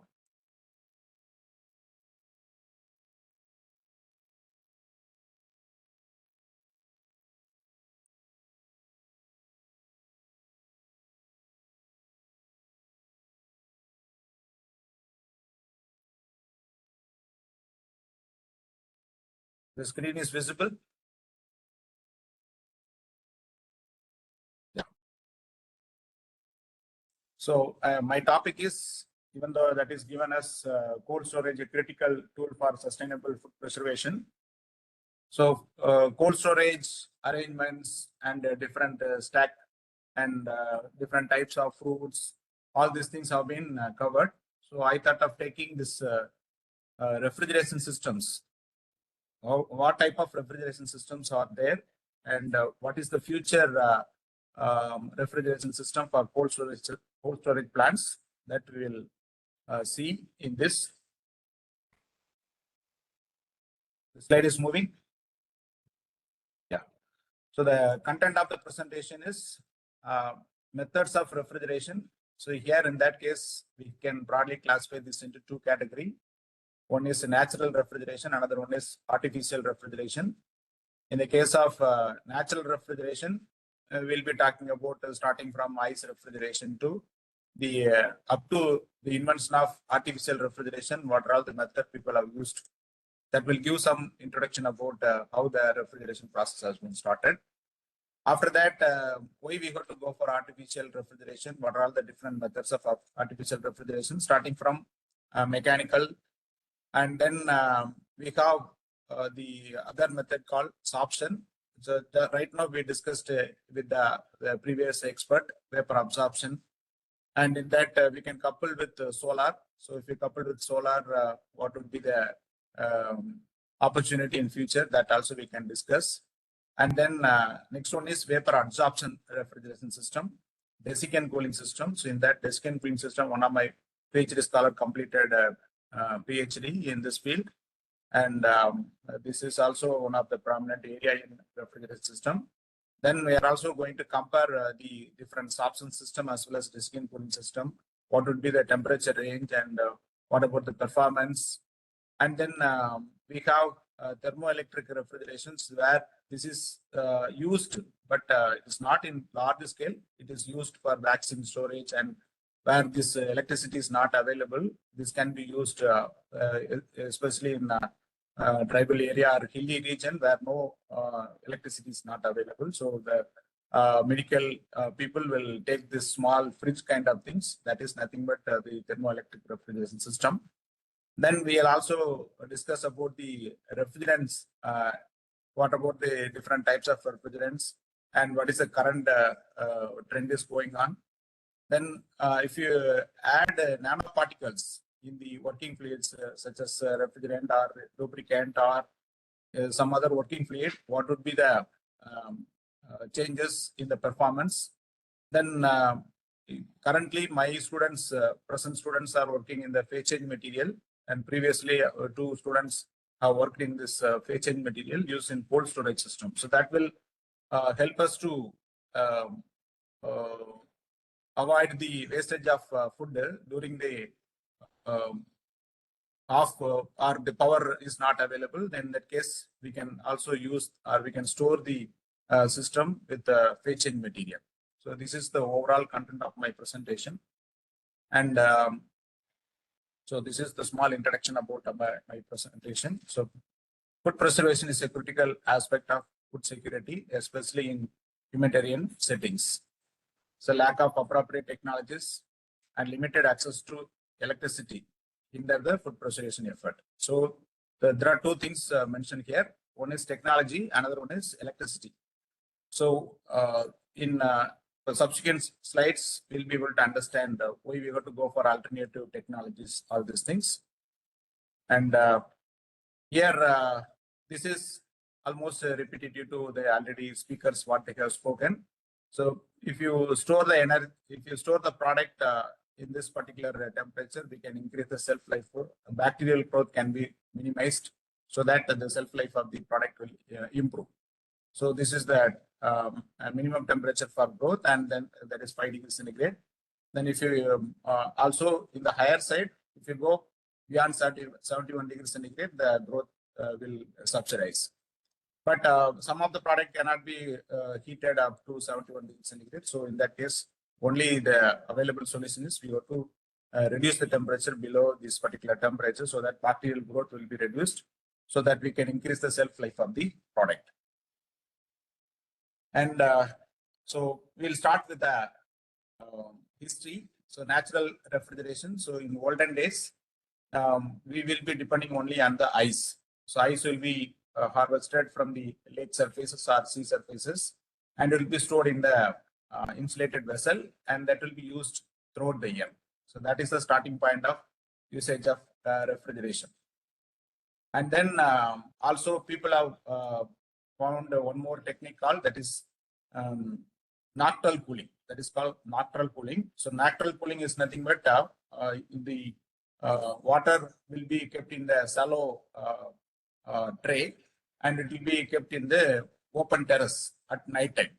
So when you see in the morning, and that will become ice. So that is nothing but nocturnal cooling. That is water loses heat by radiation to the stratosphere, which is around minus 55 degrees centigrade. And morning, it will have a heat transfer between the stratosphere and the water body, so that the heat will be transferred from water to the stratosphere, so that the water will become ice. So that is also one of the methods they have used. Nowadays, these methods are, it is very difficult to get ice using this method because the condition is your environment should be dust free. So now it is very difficult to have a dust free environment. So this type of arrangements are very difficult nowadays. And the other thing is evaporative cooling in mud pots. Still in villages and all, or even cities, some people especially take this mud pot and they used to get the cool water. that is because of the evaporative cooling. So through micropores, the water will evaporate. So whatever the heat required for evaporation, that will be taken from the remaining water, so that remaining water temperature will come down. So that is the evaporative cooling system. And then the scientists have done the research on that. Whatever the natural method available, that will not be sufficient to meet the requirement.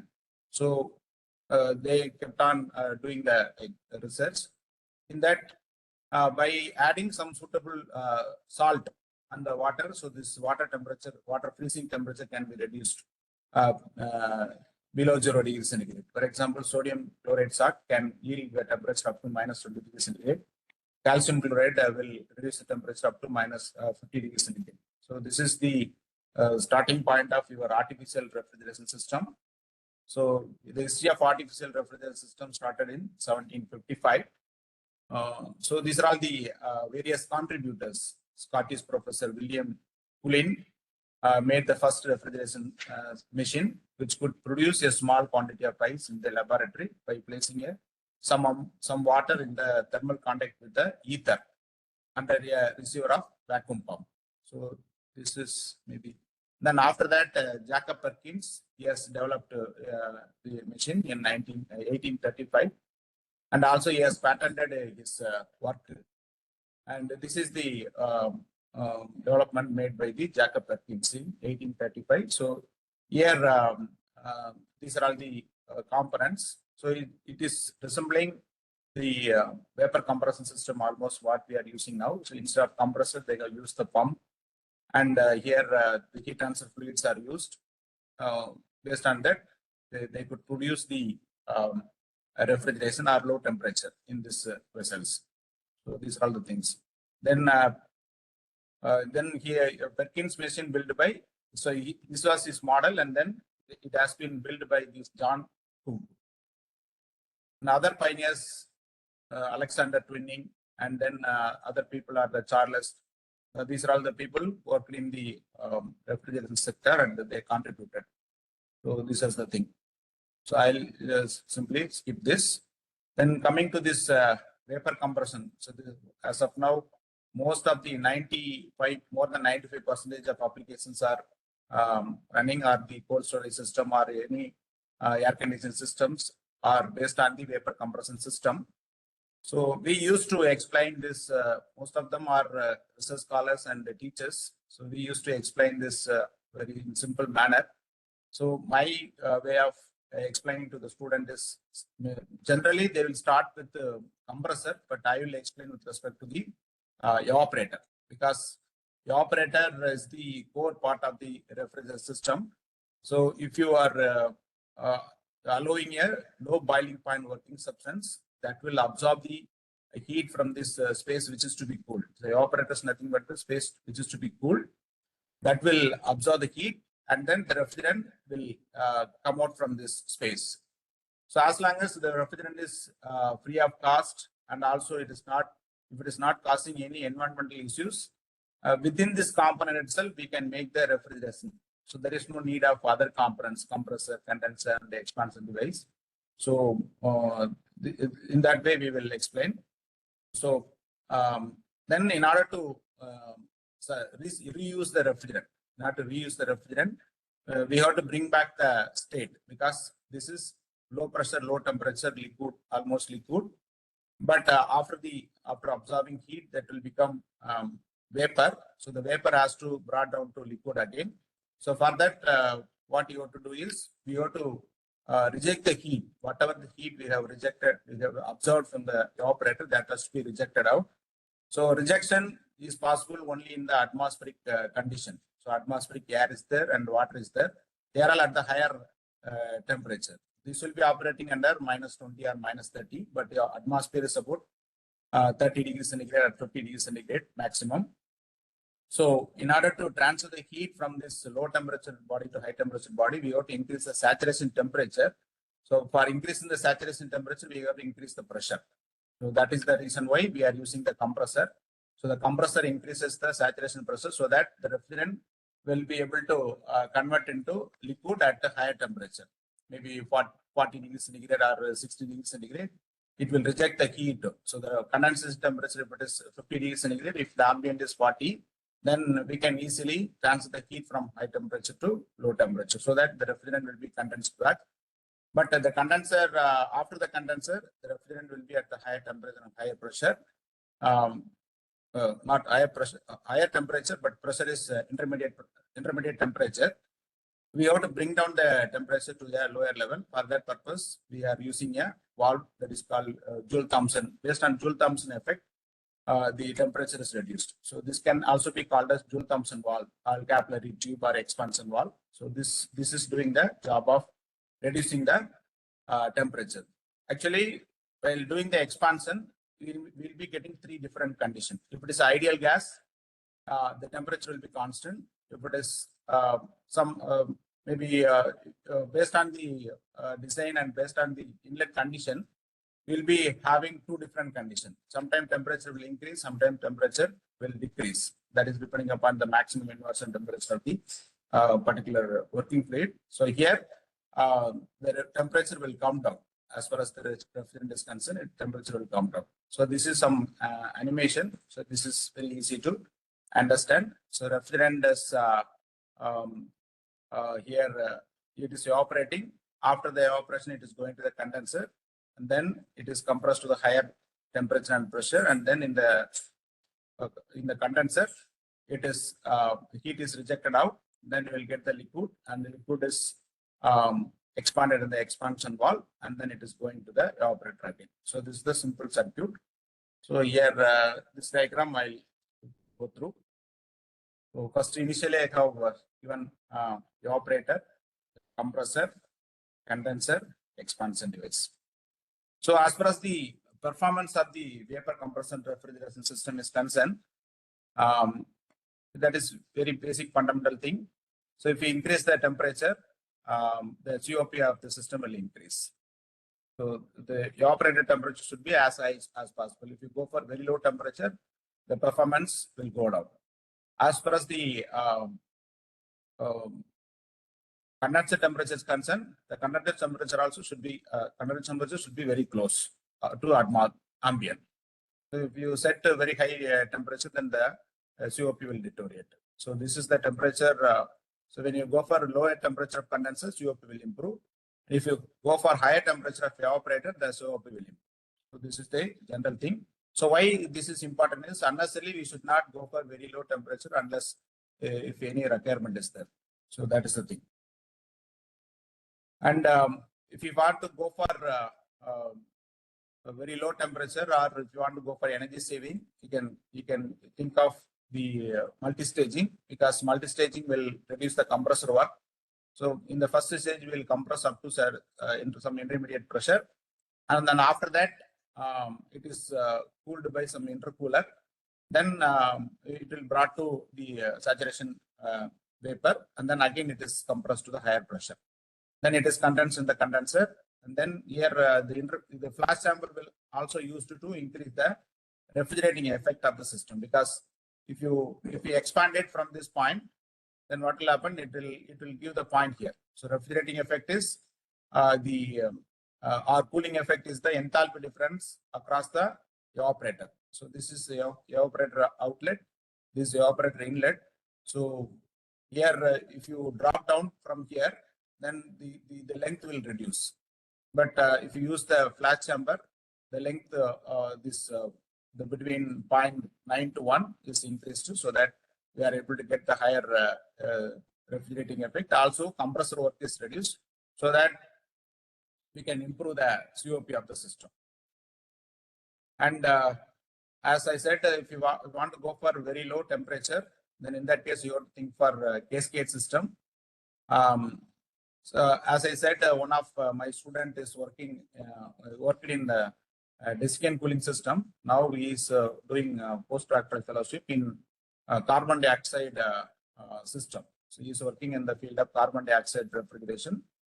And the difficulty of using carbon dioxide is because this is having very low the critical point. So we cannot operate it under the normal atmospheric conditions. So that that type of refrigerants can be used in this type of cascade refrigerant system. So we can combine two different working fluid. In the higher side, we can use normal refrigerant. In the lower side, we can use carbon dioxide, so that this condenser of the carbon dioxide will be the evaporator of the higher side refrigerant. For example, we use ammonia in this side. The lower side, we can use carbon dioxide. So this is the method of using cascade refrigeration. So that is particularly for fish industry, we can use this type of cascading system. So where we will be using very low temperature or freezing application also, we can go for cascading. Then coming to this sorption refrigeration. So in the case of sorption refrigeration, as we have already pointed out, in the case of vapor compression refrigeration system, it is the energy consumption is very huge. That is why the world is facing a lot of problem because of energy crisis.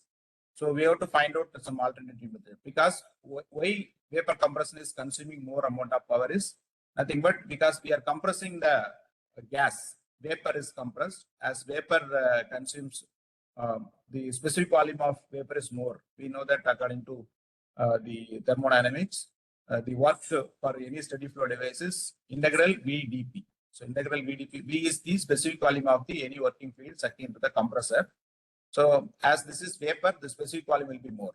So if we are able to convert that vapor into liquid, then for the same pressure level or the pressure range, the amount of work will be reduced. So that is the idea of this type of machines, absorption refrigeration.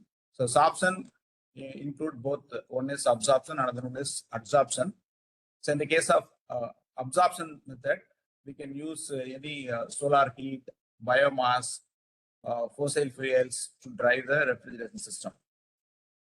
So generally, as of now, there are two working fluids are successful in market. One is lithium bromide water system, another one is ammonia water system. So these two are commercially succeeded. In the case of lithium bromide water, we cannot go beyond 5 degrees centigrade, because here water is the working fluid or refrigerant. So we cannot go beyond 5 degrees centigrade, or beyond 10 also little difficult. So for air conditioning application, we can use this lithium bromide system. But for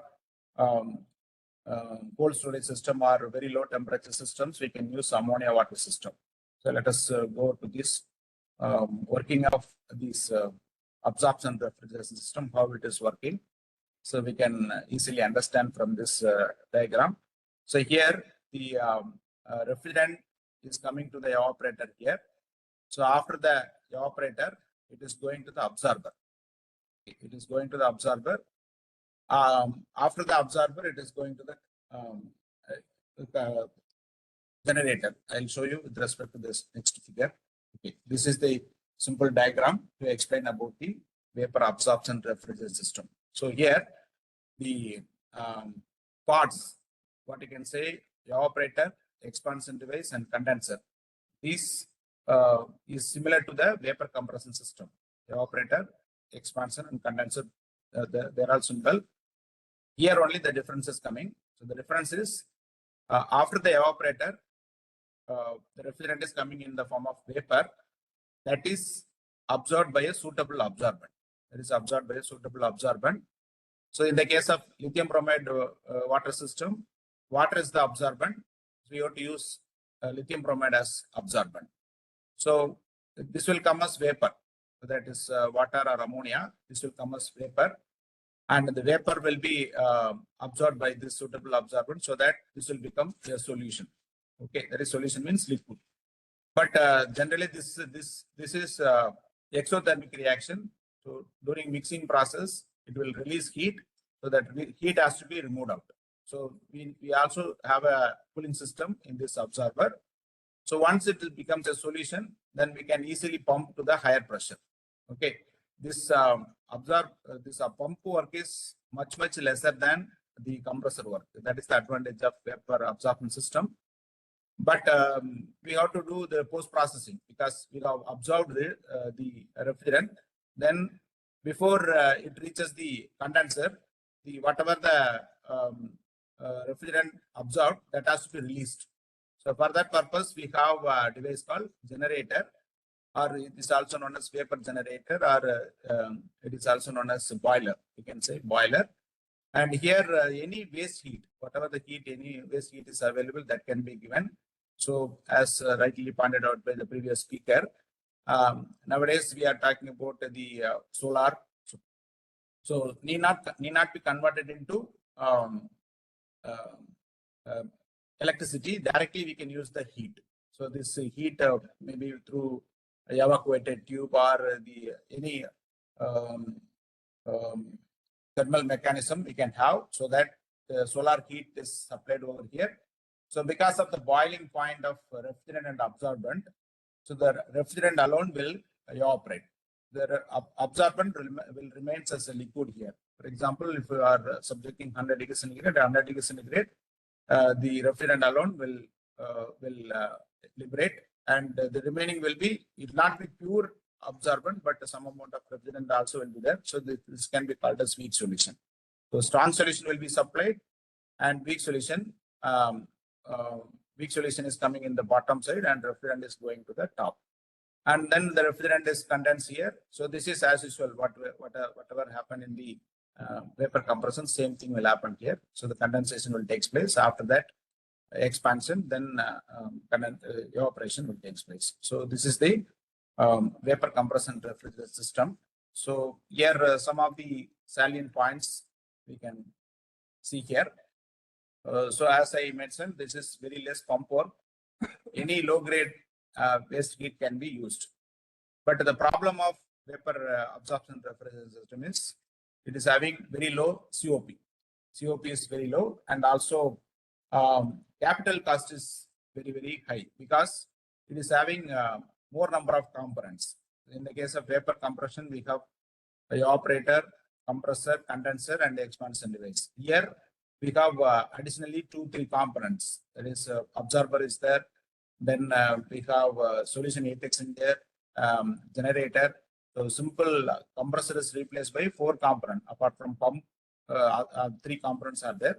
So that's why as number of component increases, the size of the system also will increase. As size of system increases, the capacitor initial cost also will be more. So that is the problem. So if you go for a very high capacity, maybe 50 TR or 20, 100 TR, in that case, we can think of this vapor absorption refrigeration system. And then, as I said, bulky in size for small capacity applications. At present, VAR system is picking up in the market. So industrial and commercial sectors from the viewpoint of energy conservation. So that is the thing. So as the second day speaker, Dr. Anand explained about the one project about the livelihood improvement of tribal people in top Sengatapati. So here we are going to go on the waste, any waste available in the field. So that will be, they are just openly firing, and then it is causing environmental pollution. So instead we can use the biomass gasification system, and then from that we will be using, we'll be getting a biogas. From that we will be running the engine, and from the engine we are getting electricity. Apart from the electricity, we will be also getting the waste heat. So that waste heat is going to be used not only from the engine, also the from the process of heating. The heat also will be internally circulated. So both heat will be used to run the this type of systems. We are going to design the vapor absorption system as well as vapor adsorption system, each of 3 ton of refrigeration that we are going to donate to this village. So actually, why I am telling is, initially when I proposed this was vapor compression was proposed. In the original proposal, vapor compression was proposed. But one of the expert, Professor Muthukumar from IIT Tirupati, he particularly pointed out. So nowadays, it is better to go with vapor absorption and absorption systems instead of vapor compression. So we have modified our proposal and then it has been sanctioned. So, so why I'm telling all these things is because these fields are reappearing. The technology is already available. Because of the some of the hindrance, it is not picking up. But with respect to this energy conservation aspect, we can bring back this type of researches again. That is what. So recent researches are focused on compactness and performance improvement in VR systems. So my area of research is this vapor absorption refrigerant system. So I have focused on the alternative methods, or not alternative methods, alternative refrigerants. Instead of ammonia water system or LIBR water system, if we use some other refrigerant and absorbent parts, can we use the low heat, all these things I have explained. So that because of slides, I will explain further. So this COP and the exergetic efficiency of VR system can be improved by incorporating various energy conservation measures. So that we will see. So here, as I said, these are all the various working fluids. The predominant working fluid is ammonia water system. Another one is water LIBR system.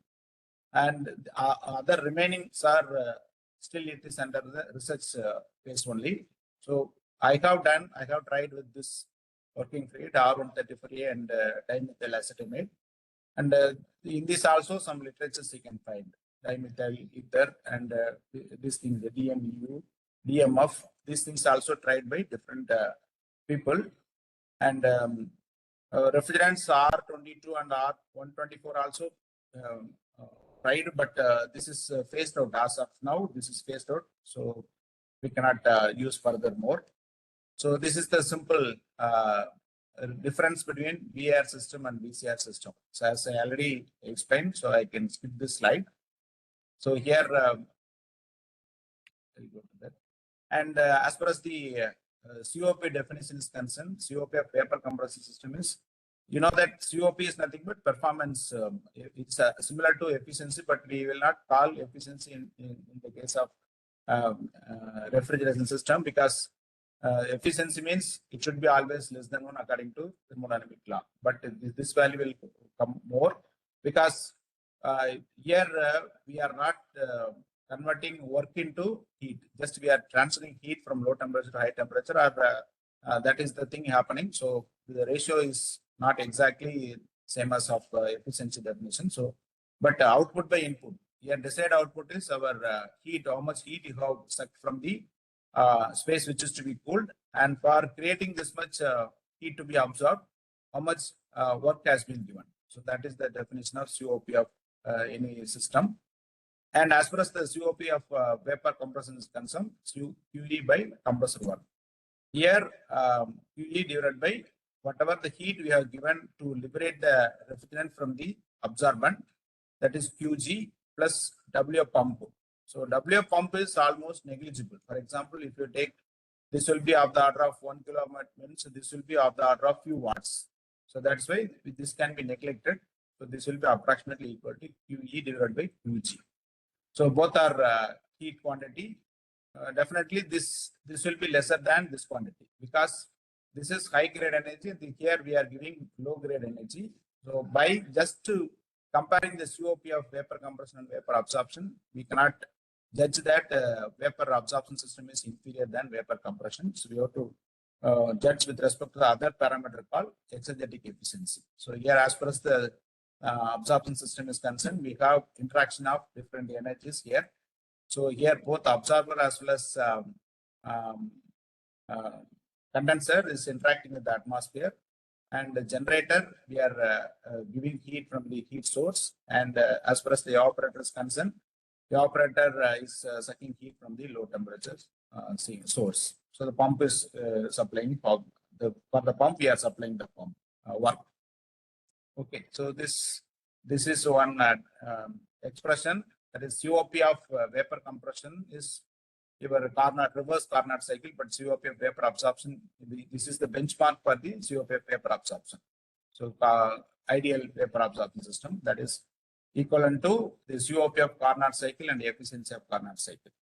This Because why I specifically mentioned here is normally people used to compare with the Carnot efficiency with this absorption, but absorption is operating with 3 different temperatures. If it is operating with only 2 different temperatures, then Carnot efficiency, Carnot COP should be compared. But for this, you have to compare this one. Those who are doing any research on this, this benchmark you have to take for finding the relative efficiency of the system. So as I said, this is one of the system, water LIBR system. So as far as the water LIBR system is concerned, it is a very good system, but there are some disadvantages. So one of the disadvantages I already mentioned, we cannot go beyond beyond 5 degrees centigrade, and also this is to be operated under subatmospheric pressure, because water, if you want to operate water at 5 degrees centigrade, it will be lower than your atmospheric pressure. So it will be of the order of 75 mm of Hg or less than 100 mm of Hg. So then what is the problem if you operate under subatmospheric condition? If any puncture happen, any puncture happen, all air will entrap into the system, then the system will be seized. So then maintenance has to be done. It will be a very big problem. But nowadays we have a very good system for leak proofing, all these things. So it will not be a big issue to operate under subatmospheric condition. Only thing is this cannot be reduced below 5 degrees centigrade. Then as far as the absorption, that is ammonia water system is concerned, ammonia is refrigerant and water is absorbent. And the problem of ammonia water system is ammonia, there is water will stick on to the ammonia, and the pure ammonia will not be able to get after the generator. So we have to have another device called analyzer or rectification column. The rectification column, even though we have a rectification column, we will not be able to get 100% ammonia after the generator. So that is the thing. So this is the rectification column. You have to have a very long column, and if we are having any chemical background, you will be able to understand. So there will be a heat and mass transfer process will take place. So here the low boiler will move in the upward direction and high boiler will go in the downward direction. So low boiler is, if it is water ammonia system, water is high boiler and ammonia is low boiler. So low boiler will go to the upper side, and you have a reflect matter or reflex condenser. This is called reflex condenser. It will, once it touches this, and this high boiler will condense. High boiler means water will condense, and then it will move in the in the downward direction. But the ammonia will remains in vapor form. That will go to the condenser. So this is very much essential. One of the component essential for ammonia water system. This is not that important in the case of LIBR water system. So this explains how this enrichment is happening. From here to the upper side, how the enrichment is happening, that figure explains how stage by stage the enrichment is happening. So these are all the concentration of your ammonia. So here 1 refers to pure ammonia, 0 refers to pure water. So here if it is entering here, then this is happening, and then finally it is ended with the enrichment of vapor is happening here. Okay. This is the PTX diagram. So if you want to draw the PTS diagram, this is the three-dimensional data. So pressure, temperature, and concentration also will come to play here. So this is constant concentration line, this line. So concentration is nothing but the amount of refrigerant with respect to the total amount of refrigerant and absorbent mixture. So as far as the condenser and the evaporator concerned, we are expecting 100% refrigerant. So the concentration is equal to 1 here. But here in the absorber, after the evaporator, the refrigerant is absorbed by the absorbent, so that this becomes a strong solution. So this is strong solution. Then this strong solution is formed to the generator, and then here as it is heated, the refrigerant is coming out. So strong solution having weakened refrigerant. Okay, refrigerant's concentration will be less. So once it is this one, this is heated, the high concentrated or 100% ammonia will come out, and then this become weak solution. So like that, we can understand the process by means of PTF diagram. And as I said, I have tried with the ammonia water system. So I have done the thermodynamic modeling. So we have to, for any research, we have to done some thermodynamic modeling. So initially I have done thermodynamic modeling for ammonia water system as well as LABR water system. Similarly, based on the literature, I have taken the state equations of various properties. So pressure, enthalpy, temperature, all these things have been modeled. And then we have done the theoretical analysis. So we found that the R134 DMAC, dimethyl acetamide, is having lower COP than this other two working pairs. There is ammonia water system and LABR water system. So this LABR water system is higher in performance, but just little less than ammonia water system is little less than the LABR water system. But this R134 DMAC is inferior as far as the COP is concerned. But one good thing is that here for operating LABR water system or ammonia water system, this has to be operated the minimum temperature of about 85 degrees centigrade, 90 is required to operate the system. But even if you have some heat source of 60 degrees centigrade, we can operate the system.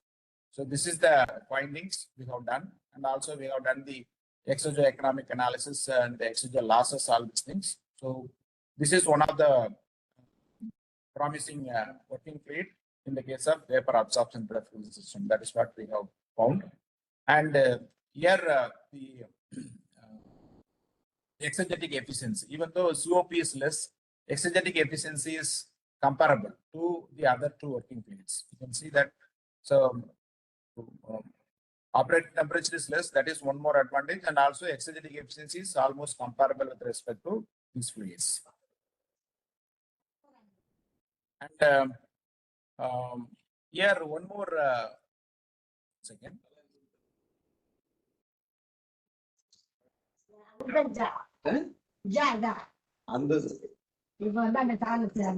பாதைக்கு மட்டும் 12 அடி கொடுக்குறாரு. பாதைக்கு மட்டும் 12 அடி கொடுத்துட்டு இன்னொருத்தவங்க எப்படி அந்த பிளாட் ஆக்குவாங்க? அப்படி எல்லாம் கொடுக்க ரெடி. பாதைக்கு மட்டும் வச்சு வெங்காயம் கிடக்குன்னு அப்படின்ட்டு வருது. இதாகும்ல. Please mute your mic. Those who are not speaking, please mute your mic.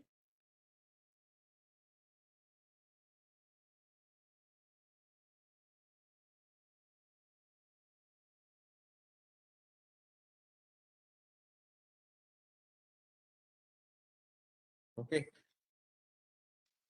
So now this is another system. Well, is screen is visible now. Pomplus. So Pomplus VR system. So in the case of Pomplus VR system, here the pump also removed. Okay, pump also removed, and it is Platen Munter system. It is also called as Platen Munter system. Here one pumping fluid is used here. Instead of pump, we are using pumping fluid that is called hydrogen. So the hydrogen is acting as a pumping fluid. So the entire system is under same pressure. But in the case of evaporator, it is a mixture of hydrogen and ammonia. So based on the partial pressure, Dalton's law of partial pressure, ammonia will alone boil at the partial pressure of 2 bar, and remaining will be contributed by hydrogen. So in that way, this is working, and the other things are similar to the conventional vapor compressor system. One is only this. The entire system is filled with the uniform pressure of 12 bar. So because of the buoyancy effect, the movement of the fluid will takes place. So this is also very much one of the important invention, but it is very slow process. We can use it very remote places, and small candle using small candle itself, we are able to get the low temperature in the case of Pomplus system or Platen Munter system. So we can also coupled with the, this one solar. As I said, if you want to use the any vapor compression, vapor absorption or vapor adsorption system, this is to be coupled with the thermal. Especially any waste heat or any solar has to be coupled. Then only this is meaningful. Otherwise, if you are using electric heaters and if you try to heat the generator, then it is meaningless to use these type of refrigeration system or the system. So here thermal storage will be there. So solar thermal will be collected, and the storage here only the storage material will come into play. We can use any storage material. That type of material is known as phase-change material. I'll touch something about phase-change material, what type of work we are having, all these things you can have. And using this or directly, this solar heat can be directly used in the generator. So we can use hot water or you can use any steam. Directly it will be supplied to the generator. So in the generator, the phase separation will take place. That is the separation of liquid and separation of refrigerant and absorbent will take place. So this is the thing. Then solar assisted single effect. So there are two types of things. One is single effect and double effect. In the case of double effect, the generator will be heated 2 times from the 2 different sources. That's why that is known as a double effect system. In the case of single effect system, one generator, condenser, evaporator, absorber will be there. And this is a double effect. So here we can see 2 generator 1 and generator 2. These 2 are there. And other things are already known to you. Condenser. So this is the evaporator, absorber. From the evaporator, absorber. And then after absorption, it will go to the pump. And then here you have a heat exchanger. So these are all internal heat exchangers that will improve the system performance. So here, because we can also have different range of temperature sources. Okay, one may operate at a higher temperature, one may operate at low temperature, available at low temperature. So that can be tapped by means of the triple effect or double effect systems. So suppose one source is available at 60 degrees centigrade, so that can be absorbed by a particular generator. Or internally, we can use the internal heat recovery systems. For that purpose, this type of things will be useful. And also one more thing is known as GAC system. That is gases generator absorber heat exchanger. So in the case of generator absorber heat exchanger, absorber, as I said, absorber will be is the exothermic device. So in that case, the absorber will be operating slightly above atmospheric temperature, and generator sometime the generator temperature and absorber temperature sometime it will overlap. So that is the maximum temperature of absorber will be larger than the minimum temperature of generator. So in that case, part of the absorber heat can be pumped to the generator, so that the generator heat can be reduced. That is supply from the other heat source can be reduced. That type of system also developed, that is known as GACS, generator absorber heat exchanger. But I don't have diagram for this now. The next one is adsorption cooling system. So the difference between absorption and adsorption is, here the refrigerant is absorbed by the liquid. Here the refrigerant is absorbed by the solid material. So adsorption is use of solid for removing the substance from the gas or liquids. The phenomenon is based on the preferential partition of substance from gases or liquid phases. So we are absorbing this liquid or gas on the surface of the solid. So this is the thing. This process is reversed. So this is the schematic diagram of your absorption refrigerant system. So here we have the components like solar collector. So from here you will be collecting the solar energy, heat energy. Then it will be circulated to the here the absorber. This is called absorber bed or absorber. Here only the absorbent material will be kept. And here we have valves. We should have 2 valves here. And this is called condenser, evaporator. And then here this is the box is known as refrigerator. Then you have receiver here.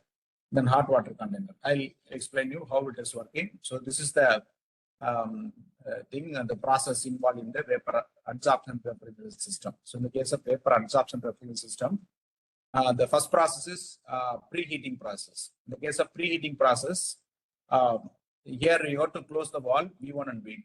These 2 valves will be closed, and whatever the material, this one, you assume that already it is absorbed. The refrigerant is absorbed by this absorbent material. For example, if you are using, there are some methods, working fluids, I'll see and then we'll come back. So these are all the different working fluids. So if water is refrigerant, you use silica gel as absorbent. Then activated carbon for methanol. So methanol is the refrigerant and activated carbon is the absorbent.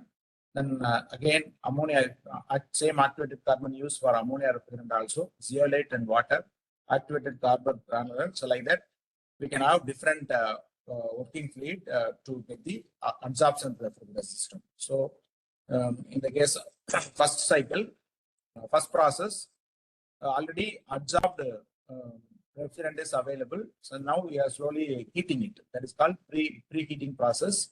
And during the preheating process, valve 1 and 2 are closed. So it will slowly heated up and also the pressure will increase. So that will happen and during the sun is available. So during daytime, it will happen. The temperature of the source TH by heating, by heat transfer fluid. So heat transfer fluid means that this is maybe hot water or any heat transfer fluid which is coming from the solar heater. It will come and it will heat the absorber bed. So that absorber bed will increase the pressure as well as temperature. Then once it gets sufficient pressure and temperature, it will start to liberate it. So that is called desorption process. So after the first process, the heating of absorbent bed is continued while the valve V2 is connected, connecting the bed with the condenser is open.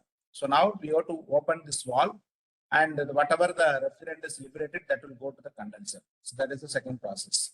So the bed temperature is gradually increased, which induce the part of refrigerant, which is in absorbed phase to leave the solid surface of the absorbent to the vapor phase.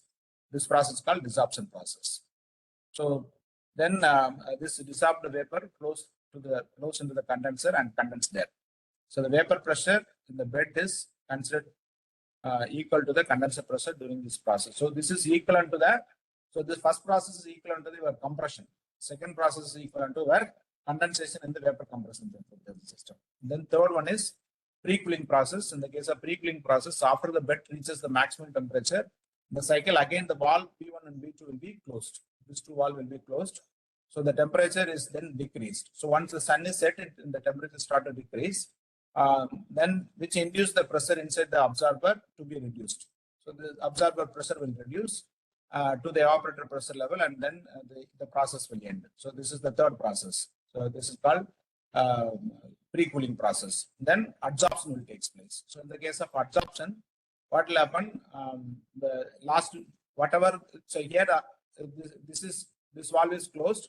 So whatever the liquid available, so this will be condensed. Whatever the refrigerant coming to the condenser, this will be condensed, and this will be in the form of liquid here. Okay, and then desorption will take place. So desorption in the sense, the refrigerant liquid will come to the evaporator, and then as this will absorb the heat from the space which is to be cooled, and that will be converted into vapor. Then again it will go to the adsorber for absorption process. That is called adsorption process, the last phase. So this is absorption. So this four process will give you the, but it is intermittent in process. It is not continuous as like your vapor absorption or vapor compression system, intermittent. So by coupling 2-3 process, we can get the proper refrigeration system. So this gives some pictorial view of how this absorption desorption takes place that I already explained. I'll skip this one. And as I already told, we have the different types of working fluids. So absorption working fluids, silica gel, water, activated carbon, methanol, activated carbon, ammonia. This I'll skip. And coming to the COP of different thing, activated carbon methanol COP will be around 0.1 to 0.12. That is why people are going the very low COP. These are all the many major disadvantage of this method, activated carbon methanol. If you use, I think this is repeated. So the first, then zeolite water. These things are there. So depending upon the flat plate collector also the COP will change. And if you instead of flat plate collector, if you go for vacuum tube, then the COP can expect some little improvement in the COP. Okay. So these are all the typical values of COP of different vapor adsorbent pairs. So the summary is the cycle is intermittent because production of cooling energy is not continuous. It occurs only during the part of the cycle where there are two absorbers. When there are two absorbers in the unit, they can be separately and produce the cooling energy can be quasi-continuous. So this is the thing. Then the COP, typical COP of this thing will be 0.3 to 0.4. When two absorber or more, other type of cycles can also be designed. So these are the things, but this is very limited in use. But this is also can be considered for where the solar energy is available. This type of system also can be considered. These are all the installations available in the case of vapor absorption refrigeration system. Then next one is desiccant cooling system. So this is desiccant is also absorbent, but this will absorb the moisture of air. That is the water moisture will be absorbed from the air, so that this will be ready for evaporative process. Evaporative cooling, we know that evaporative cooling is effective when there will be a less humidity in the air. So to reduce the humidity of air, we can use this type of desiccant cooling system. So it can be of solid material or it can be a liquid material. So this work only our one of our PhD scholar, Dr. Arun, has completed this one, and he has coupled with indirect evaporative cooler after this desiccant system. So here we have a desiccant wheel. This wheel will rotate at very slow RPM. So at the initially from the bottom of the wheel, the fresh air will be allowed, and fresh air will have moisture that will be absorbed. So 1 to 2, you can see 1 to 2. Here the temperature will increase, but humidity is coming down. So you can see the process 1 to 2. So 1 to 2 is moisture removal process, but somehow the temperature is increasing. That is the one of the disadvantage of this method. But we can see some alternative way to reduce the temperature also. So after that, 2 to 3 is here humidification process, thermal wheel. So we have to heat this. We have to cool it again. So this temperature, drivable temperature is reduced here, 2 to 3. And then 3 to 4 is humidification process. Humidifier is there. So here, why humidification? This is only cooling process. Here, cooling process will take place so that the temperature will come down here. Temperature will again further reduce, and then this will go to the room. Then return air, when it is return air, there will be a heat exchanging process. So this type of things, a lot of research is going on, different types of desiccant material, and also instead of direct evaporative cooling, you can think of different indirect evaporative cooling, and also instead of direct moisture addition, you can use ultrasonic heater to allow only the mist to enter into the system, so that we can have a less amount of water consumption. Like that, a lot of research is going on in the case of desiccant cooling system. So desiccant cooling system I already explained. So that is thing. And these are all the various installations. These are also available in the market, but the application is very limited. But the research institutes or the commercial applications also available in the case of desiccant cooling system.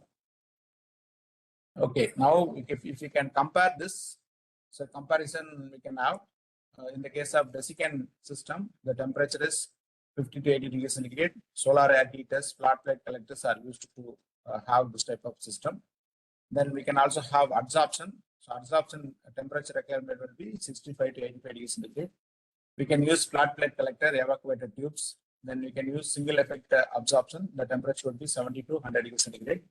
Then if you want to go for double effect of absorption, we have to go for 130 to 160 degrees centigrade. In that case, you have to go for evacuated tubes, then optical concentration with the tracking. So we can combine with the solar technology with the vapor absorption, so that we'll get some improvement in the efficiency or COP of the system.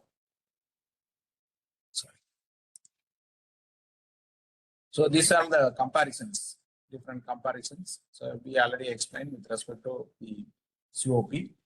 So vapor absorption, if you operate 50 to 90, what will be this thing? And also different working fields are given over here. And collector specific area. So specific collector area requirement is compared with respect to absorption and desiccant solid liquid desiccant materials. So as far as the ammonia water system is concerned, it requires collector area, more collector area than the other three. And this is the investment cost with respect to the different working rates. So investment cost of ammonia water system is more than the LIBR water system. So recently we entered the system for the sake of asking quotation to submit the proposal. So for the same capacity, about some 10 lakh difference is coming between LIBR water system and ammonia water system. So that is the for about 20 TR, for about 20 TR, the difference is coming like that. Then performance, so annual thermal COP. So COP I already mentioned, but liquid desiccant is little better than the other cases. And then here electricity consumption. So solid. So here why solid desiccant is taking more electricity consumption, because we are running the system, running the desiccant wheel, as well as we have to heat it. We have to heat the air to liberate the absorbed heat, absorbed moisture. So for that we have to use a heater also. So suppose if you are using some thermal solar energy, then this also can be reduced to lower case. Then water consumption. So water consumption, absorption is taking more water consumption here. These are all the things. Then one more, this thing is thermoelectric refrigeration.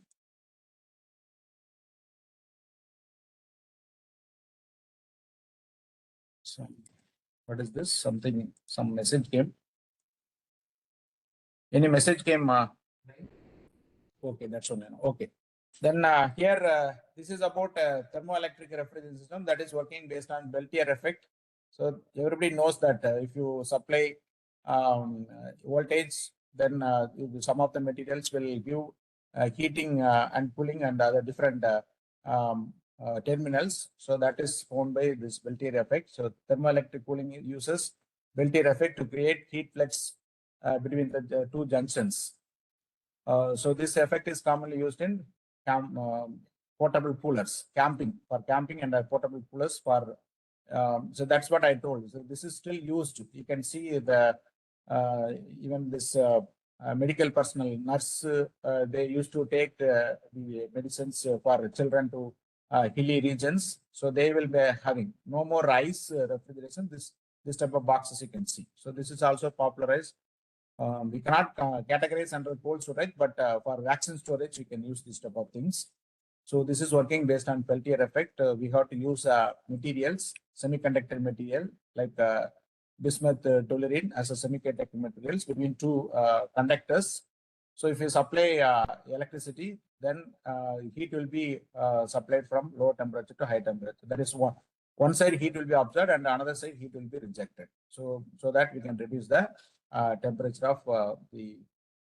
So these are all the performance aspect of. So here also people are working. So different materials we can have. So here I have shown different materials, bismuth, cobalt, different semiconductor materials. You can test it and you can go for performance. So these are all the various applications: water cooler, cooled car seat, and then electronic cooling. All these things are working. And this is the performance of various solar refrigeration system. So you can have solar thermal as well as we can have solar photovoltaic. So we can also think of vapor compression system using photovoltaic, but the photovoltaic efficiency is very less. So 0.1 if you multiply, then the output will be around 300 watts. Suppose if you supply 1000 watts, 1000 watt solar, output would be 300. So now you can justify your usage of the other alternative methods. Suppose if you take the same 1000 watts as a heat energy, then finally the end will be you can see that 600 watts cooling effect is coming. Whereas in the case of vapor compression, you are getting only 300 watts because the conversion efficiency is less from photovoltaic, this electricity to, that is thermal energy to photovoltaic conversion is less. So in that way, we can justify. Even we can say that the electricity is not coming at ready-made. So it is coming from the coal burning. And if you calculate the efficiency of the thermal power plant, definitely the overall efficiency will be better than better in the case of non-compression refrigeration system. So that is what the people are claiming. So that we have to see how it will develop all these things. So this is the comparison. Then coming to the refrigerant, I'll not take much time in the case of refrigerant. So the people have tried different refrigerants nowadays. I'm not going to take the particular material. If you are taking the refrigerant with nanofluids. So here the one point what I want to say is, here there are two things. One is global warming potential, another one is ozone depleting potential. So now no more ozone depleting potential refrigerant should be used. That is the protocol. So no more but the global warming is major issue. If you see R134A is having huge global warming potential. So even though it is zero ODP, global warming is there. So we have to find alternatives. Hydrocarbons are picking up in the market, but hydrocarbons are flammable. So we have to see some other alternative also. So these things, and also mixed refrigerants we can think. So that will give some better quality in the flammability, and safety issues will not be there. So the challenges, if you see that some of the alternative, if you take for R134A or 152A difluoroethane, you can see global warming potential. All are not having this one, except R22, this ozone depleting potential for this R134A, 600, 290, these things are not, but global warming potential is there. So global warming potential for R134A is 1430, but for hydrocarbon, if you see 290, propane 3 only, and 600 3 only, but R152 is relatively higher but lesser than this R134A. So this may be the suitable refrigerant for R134A. So it is not having any ozone depleting potential, but global warming is there. But this is moderately flammable. That is the problem. But people have tried with this one also. And if you add a nanofluid, how the efficiency of this will change, that is there. So advantage of nanofluid, you know that. In this also, our institute is having a lot of research facility, and Dr. Suresh and from chemistry department, Dr. Anand, and like that, very big work is going on. If anybody is interested, he can approach us in the nanofluid sector. And these are all the various performance parameters. So if you add the nanoparticles, what will happen to the various performance, thermal conductivity, then improvement in thermal conductivity, all these things are there. So this time, because of time concern, I'll rush through this. So compressor work input also, you can see that if you take Al2O3, zinc oxide, copper oxide, if you take, and compressor work input is reducing. So if you take the blue color is plain or R152A, and by adding nanoparticle, we can reduce the compressor work input. That is the advantage. But there are some practical difficulties. If you are not operating the system continuously, then it will choke, because there may be some agglomeration in the agglomeration of your nanoparticle. So we have to first to study about the miscibility of your either refrigerant or lubricant. You can add a nanoparticle either in the lubricant or also in the refrigerant, but you have to check the miscibility and also this agglomeration, all these things you have to check. Then only we can use this. And these are all the COP influences with respect to various nanoparticles. And these are all the various instruments used for measuring the nanoparticles, nanoparticle properties. And this is about the, you can see that So already I have given this graph and I have added now COP of R133, Al2O3. If you add nanoparticle, how COP is increasing, that we have demonstrated here. And also this exergetic efficiency. This is solar power PCM we are working. So we completed one project of solar power, photovoltaic power cold storage system. So that is with the help of NIFTM, collaboration of NIFTM and the DST project, that one, that is about 1 crore project. That also we have completed. And in the main aspect of this one is how PCM is enhancing the used to enhance the shelf life of the food products that we have demonstrated. So this PCM is another workflow. So you can have different types of PCM, organic, inorganic, eutectic, and in this also you have different classifications.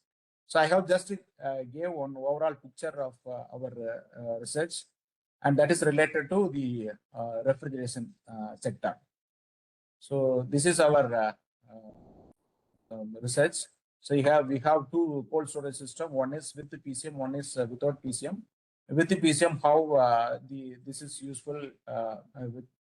We wantonly cut the power, and we have kept the product for a certain period, and we have studied the different characteristics, how moisture is reducing or how the quality is reducing. So that study and all NIFTM research scholar have done here. And these things we have done, and these are all the various products we kept here, cold storage with the PCM. And this is our setup we kept in our laboratory.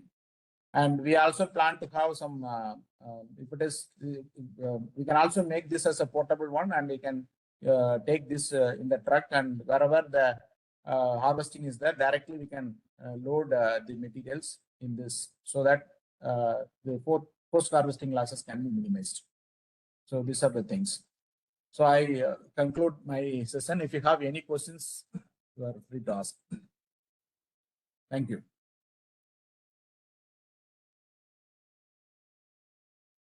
There are questions to ask.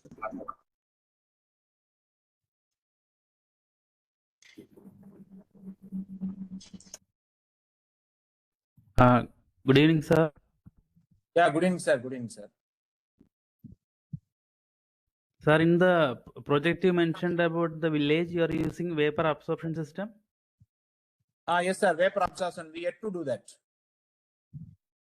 Actually, we got we got a this sanction order, and soon we are going to implement that one. So we are going to design that system soon. Okay, sir. Okay, thank you.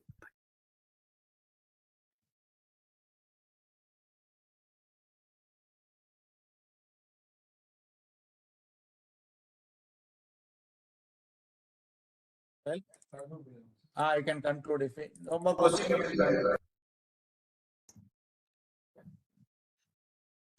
Good evening, everyone. As we conclude this insightful session on cold storage, a critical tool for sustainable food preservation, we extend our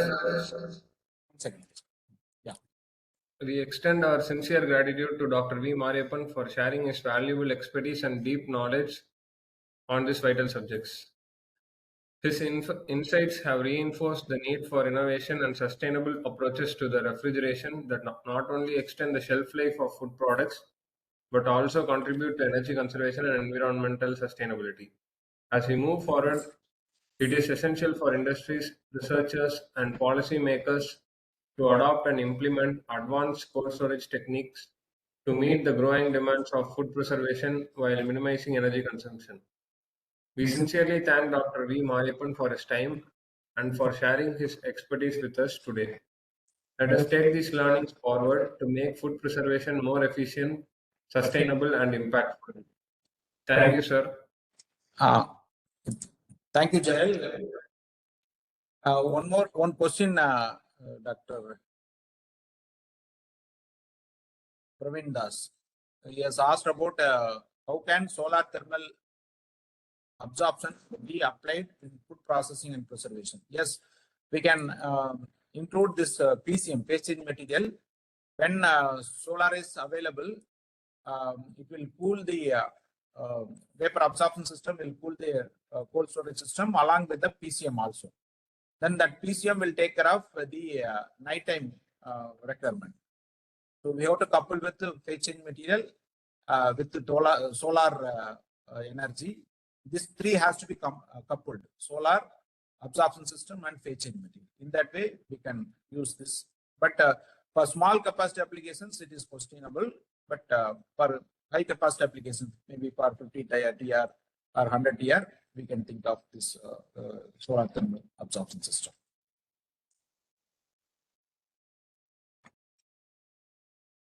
Okay, if no more question, we'll start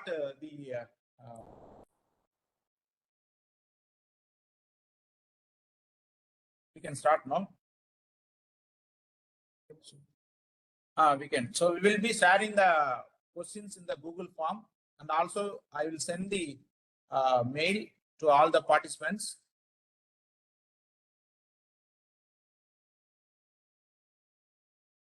Up to 7:30, you can take time, and also the other discussion we will have it. So I'll finish the instruction now, and then after that, if you have any question on my session, I'm ready to answer this. So, okay, you go, Ivana.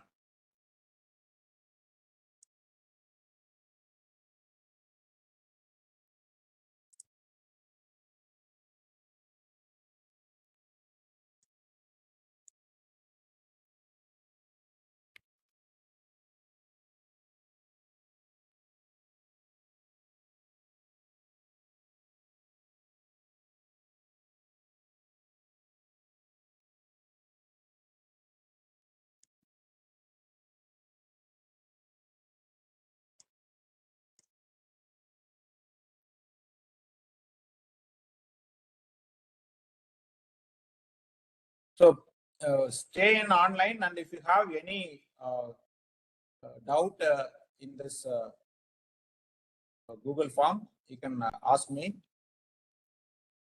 And also simultaneously, you can open up your Atal website and you can start giving your feedback.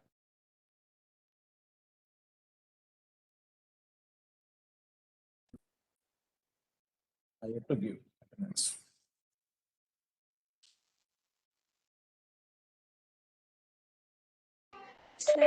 Sir, how we will get the Google form? Google form we will send, madam. Right now we will in the Sir, WhatsApp. sir, I'm not there in the WhatsApp. I'll send by mail, madam. Okay, okay, sir, fine. Thank you.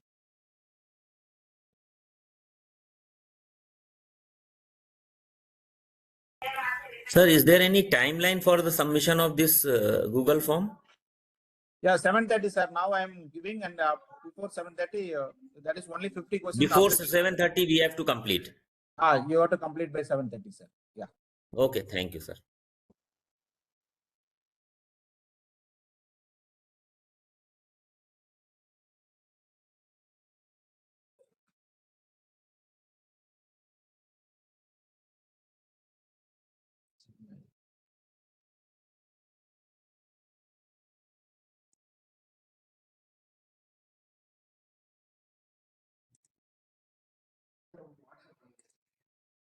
Varda. 1 second, I'll check it.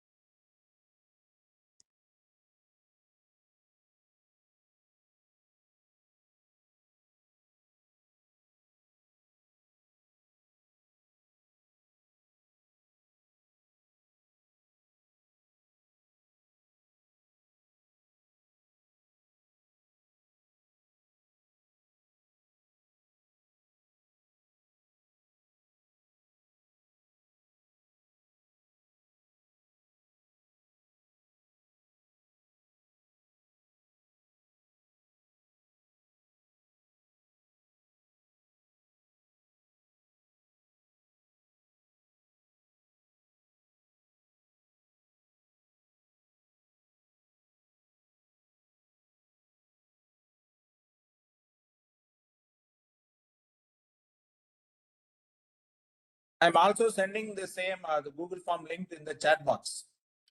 Those who are not there in the WhatsApp group, we can take from here.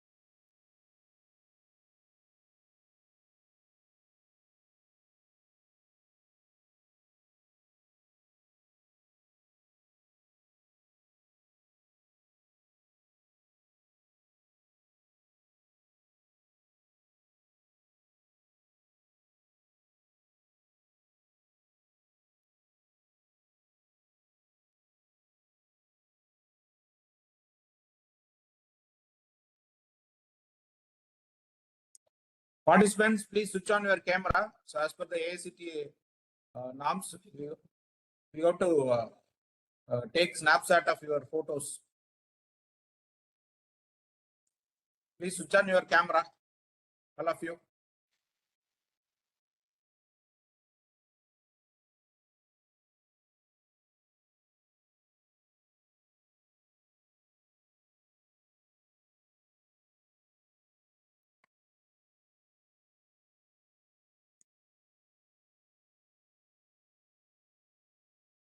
All of you, please switch on your camera for a while. We will be taking a snapshot. Then after that, you can switch off.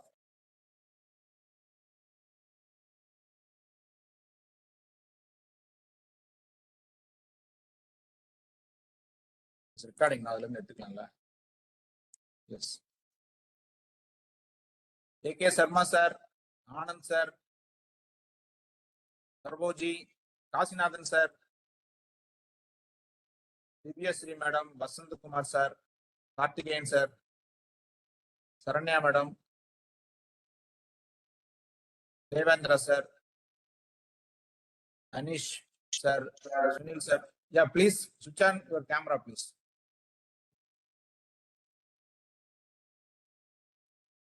Dr. Prasad sir.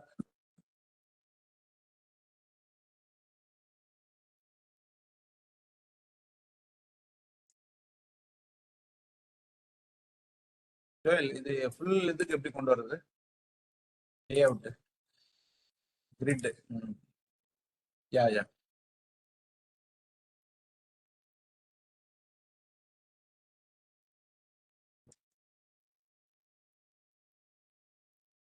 Not able to switch on.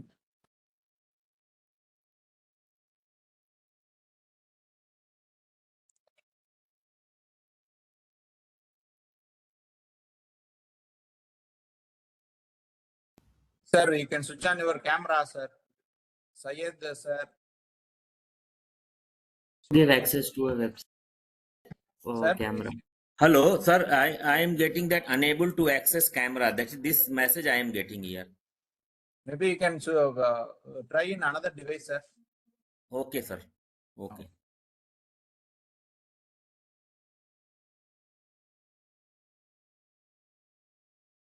Karthikeyan sir, Sumit.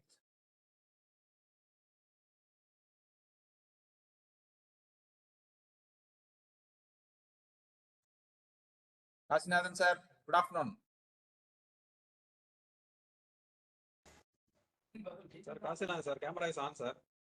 Yeah, on only, sir. That's why I'm telling good afternoon. Off and sir. Sir, off பண்ணலாம் வேண்டாம். Face பார்த்துட்டு தான் நான் good afternoon சொல்றேன். Good afternoon, sir. Good afternoon. I don't know how far it will be. It is useful to you people because it's a mixed group.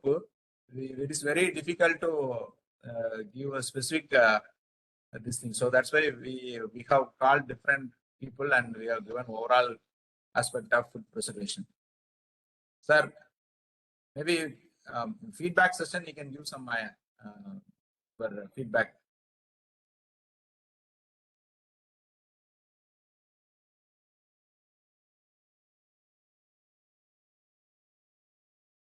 Camera is on. It's visible. Yes, sir. So much, sir. Visible, sir. Yes.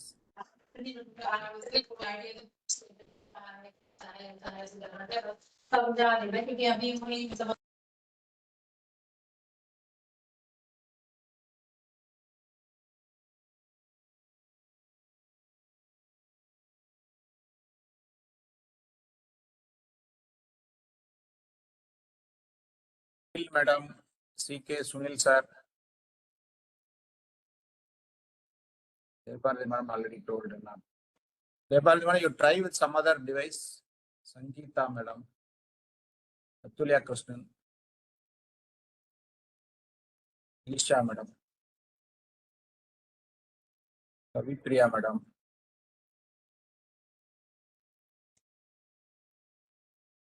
Yeah, this side.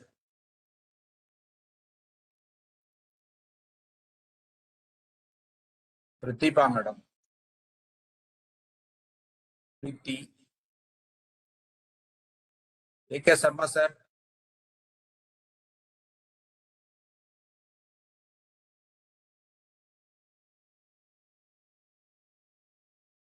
Dr. Brinda. Sajita, madam. Sajita, madam is there in the line, but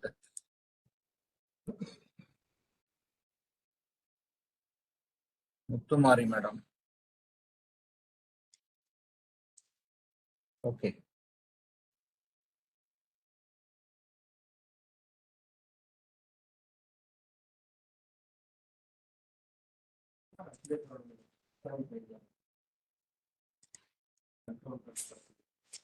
Okay, ma'am. Okay, sir. If you want, you can switch off and you can start your test. No problem.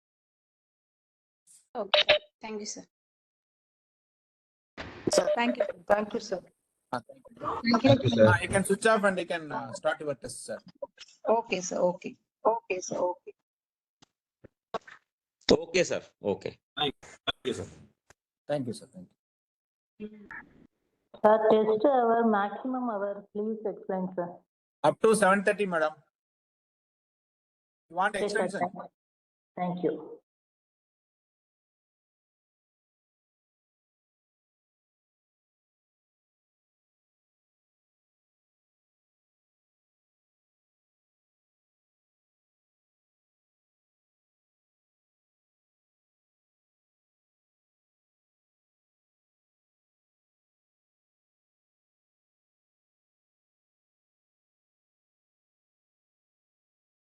Sir, can I leave this chart from before entering the test, sir?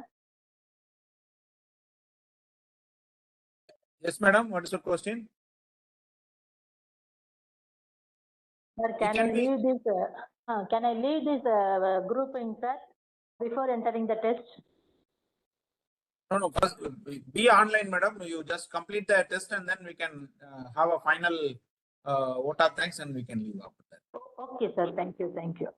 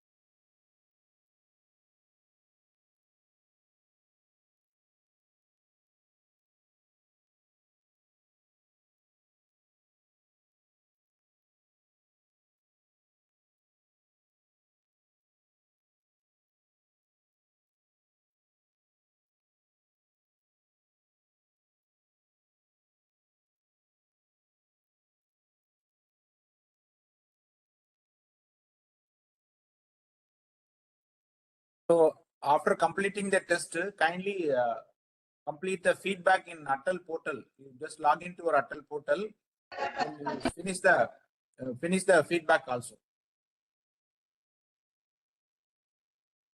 Then only after I finish my formality, you'll be able to download your certificates. So feedback is mandatory. Kindly fill that also. Sir, Yes, Google form exercise to be done today itself, sir, or can we do it tomorrow morning also? Is it possible, sir? 7:30, after 7:30, we'll be disabling, sir. You cannot fill it. Is there Okay. any Within, difficulty? You have any is it, difficulty, sir? okay. No, because of some network connectivity issue is there. That is only optional type only, sir. Need not type anything, sir. Only Okay, okay. indications. Understood. Understood, sir. You've seen. But Yeah, okay, after sir. I try to do 7:30. it. Yeah, after Ah. 7:30, if you face any difficulty, let me know, sir. Okay. Okay. Try Sir. to complete today itself, sir. Okay, Just sir. to Yes, sir. try before 7:30. If you have Okay. any difficulty after 7:30, let me know that, sir. Fine, sir. Fine. Fine. Thank you, sir. Thank you.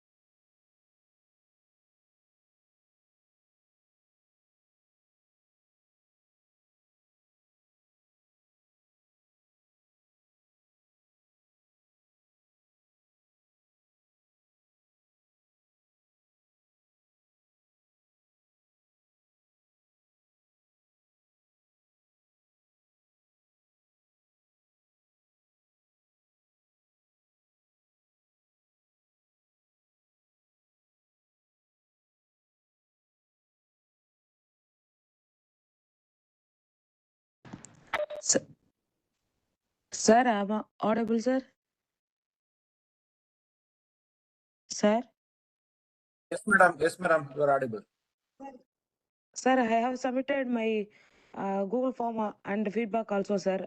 Have you received, sir? K. Kavipriya, sir. When you have submitted, madam, what's your mail ID? kkavi18.b@gmail.com, sir.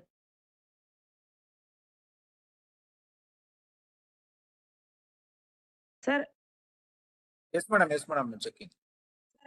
I use only chat box link only, sir. Or maybe the case, but I'll check. You tell your mail ID. Spell it out. kkavi18 kkavi18 kkavi18.b, sir. It came, madam. Yes. Received, sir. Feedback I cannot check because feedback will not have any name, all this thing. Sir, Atal But, portal, I finished the feedback form also, sir. Okay, Atal portal, you take care, madam. Yes, But sir. exam, this one I received, no problem. Yes, sir. Thank you, sir. Thank you, sir.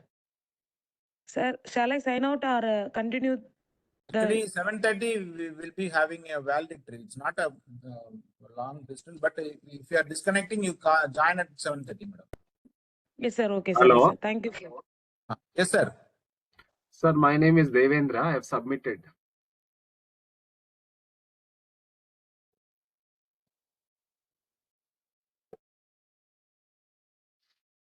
Maybe you can tell your email ID, sir. Which email ID? Because Dr. M. Devendra @gmail.com.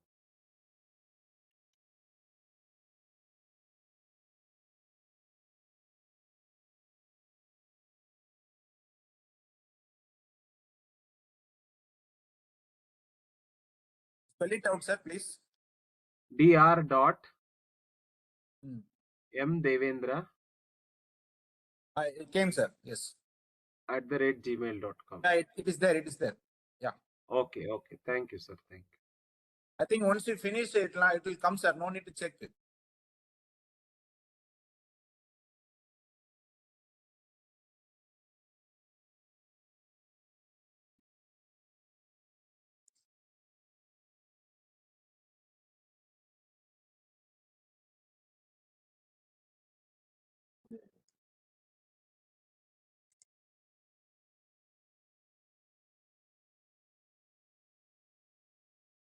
So 41 kind of participants responded. Others, please wait.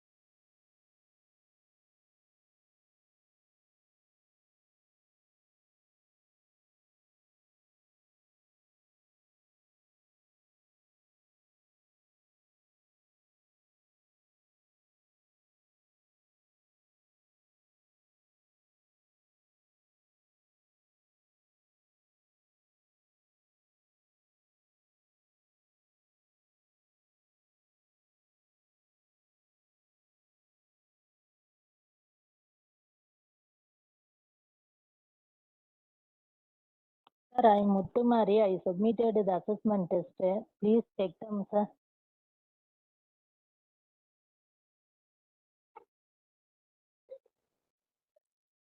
Hello, sir. Madam, what is your mail ID? Muttumari.b@gmail.com, sir. Unfortunately, I entered in resubmit form. I think I felt that Google form, I think, feedback form, I think, but again retest displaying. But I already entered. Please check them, sir. Feedback I can't check. Your test has come. No, sir. No, sir. Assessment I submitted. Again, one word is displayed. Re-enter the details in something like. I opening that. I think that is a feedback form, but that is again opening the assessment test only. That's why I'm asking. Assessment So is I not a given. problem. Assessment, we will enter the mark, not a problem. Not a proper answer. So, Assessment. okay, sir. I already submitted, sir. Okay, It's okay, no accepted problem. or not? Assessment I Yes, sir? received, madam. Assessment I received. Okay, sir. Okay, then feedback already you have given. No, it's not a problem. If anything is there, I will call you. Okay, sir. I confirm only the assessment received. Okay. Assessment is received. Okay, sir. Okay, thank you. Okay, thank you. Sir, how to check the score? I will update, madam, in the website after consolidating everything for everyone. I'll give the mark in that. After that, you can Okay, see. sir. Okay, sir. Thank you. Thank you.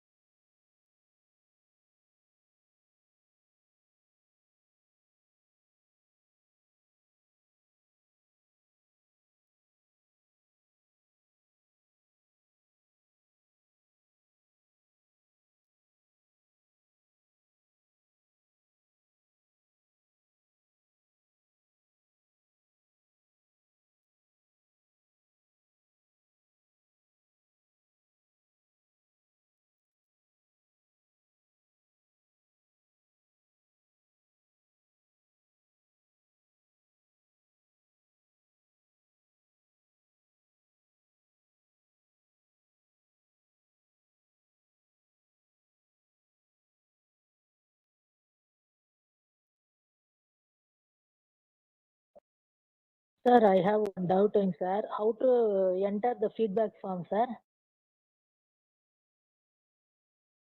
Feedback you have to enter in Atal portal, madam. Okay, sir. Thank you. You log in your Atal and then there is a link for giving your feedback. Okay, sir. Okay, thank you.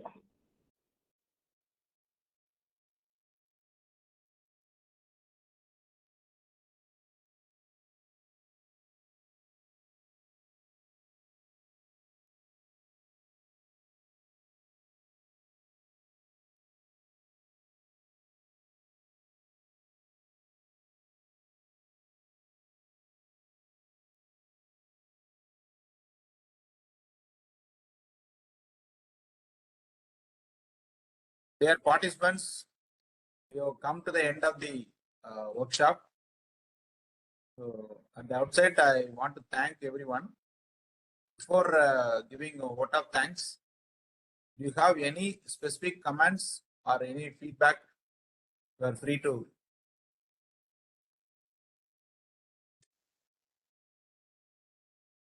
Maybe one or two, you can give your feedback. You have already given feedback in Atal portal.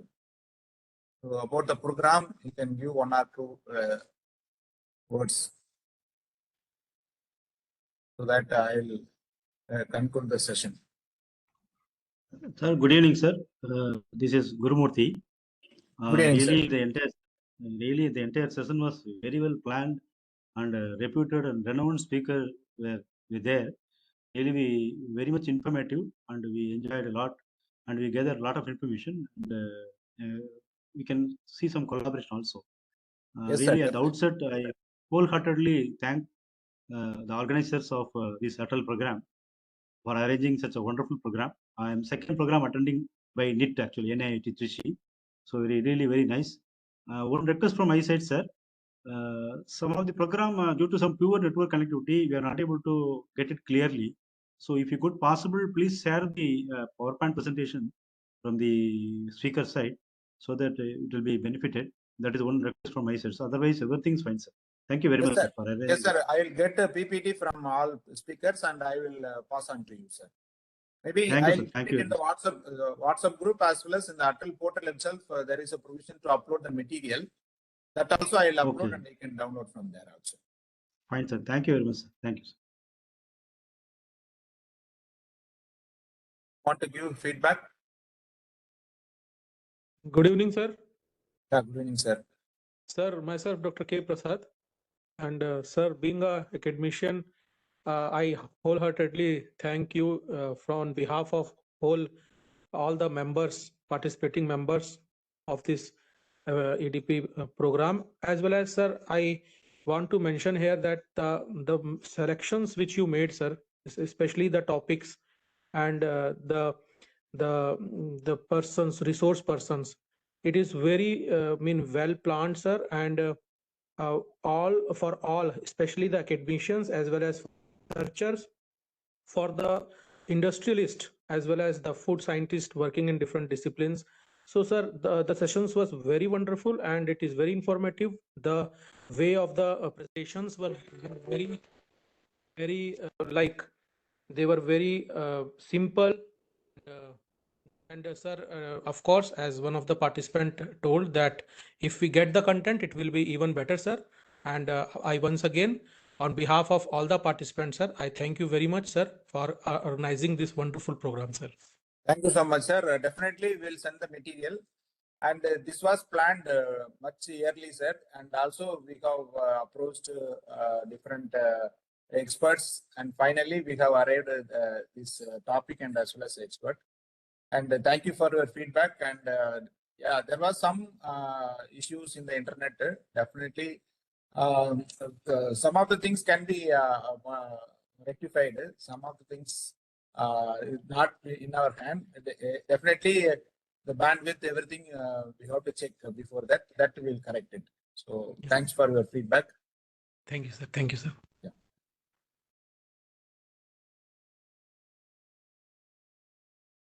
Anyone want to give feedback?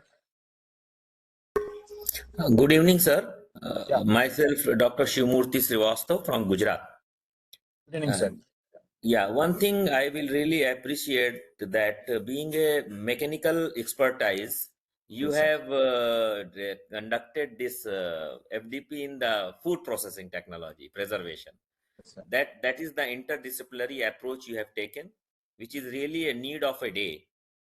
Because when two different dimensions will work together, will definitely give a different dimension. And merging of mechanical expertise with the food processing and preservation will really appreciable. And time management was very good. If you have decided to start at 6 o'clock or 6:30, it was dot to 6 or 6:30.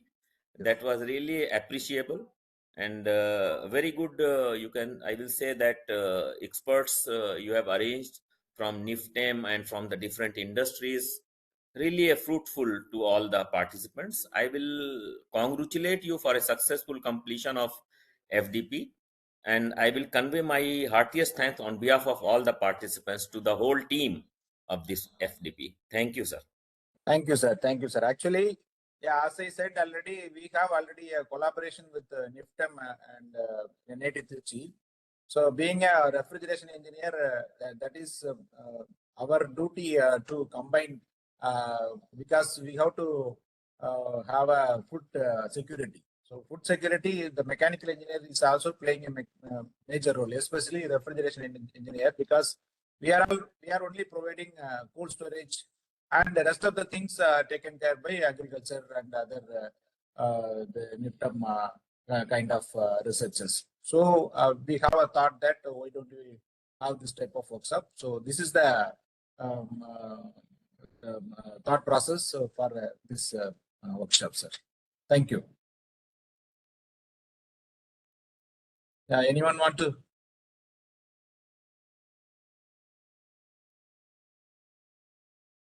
If no feedback, no, then I will conclude or I will propose my vote of thanks. So first of all, I have to thank the Atal ACT chairman or the authority to sanction our program and permit us to conduct this workshop. So first and foremost, thanks to the ACTE. And also, I thank our director for your continuous support, and he's a pillar of all the activities. And she is kind enough to give the permission to conduct this workshop. So I thank our director. And all these programs are coming under the Department of Research and Development, the Office of Research and Development. So I especially thank my Dean, Dr. Sankar Narayanan, for supporting all this background work and the logistics and necessary approval for this. And I also thank my own coordinator, Dr. R. Anand. And special thanks to all the participants, and we have interacted a lot.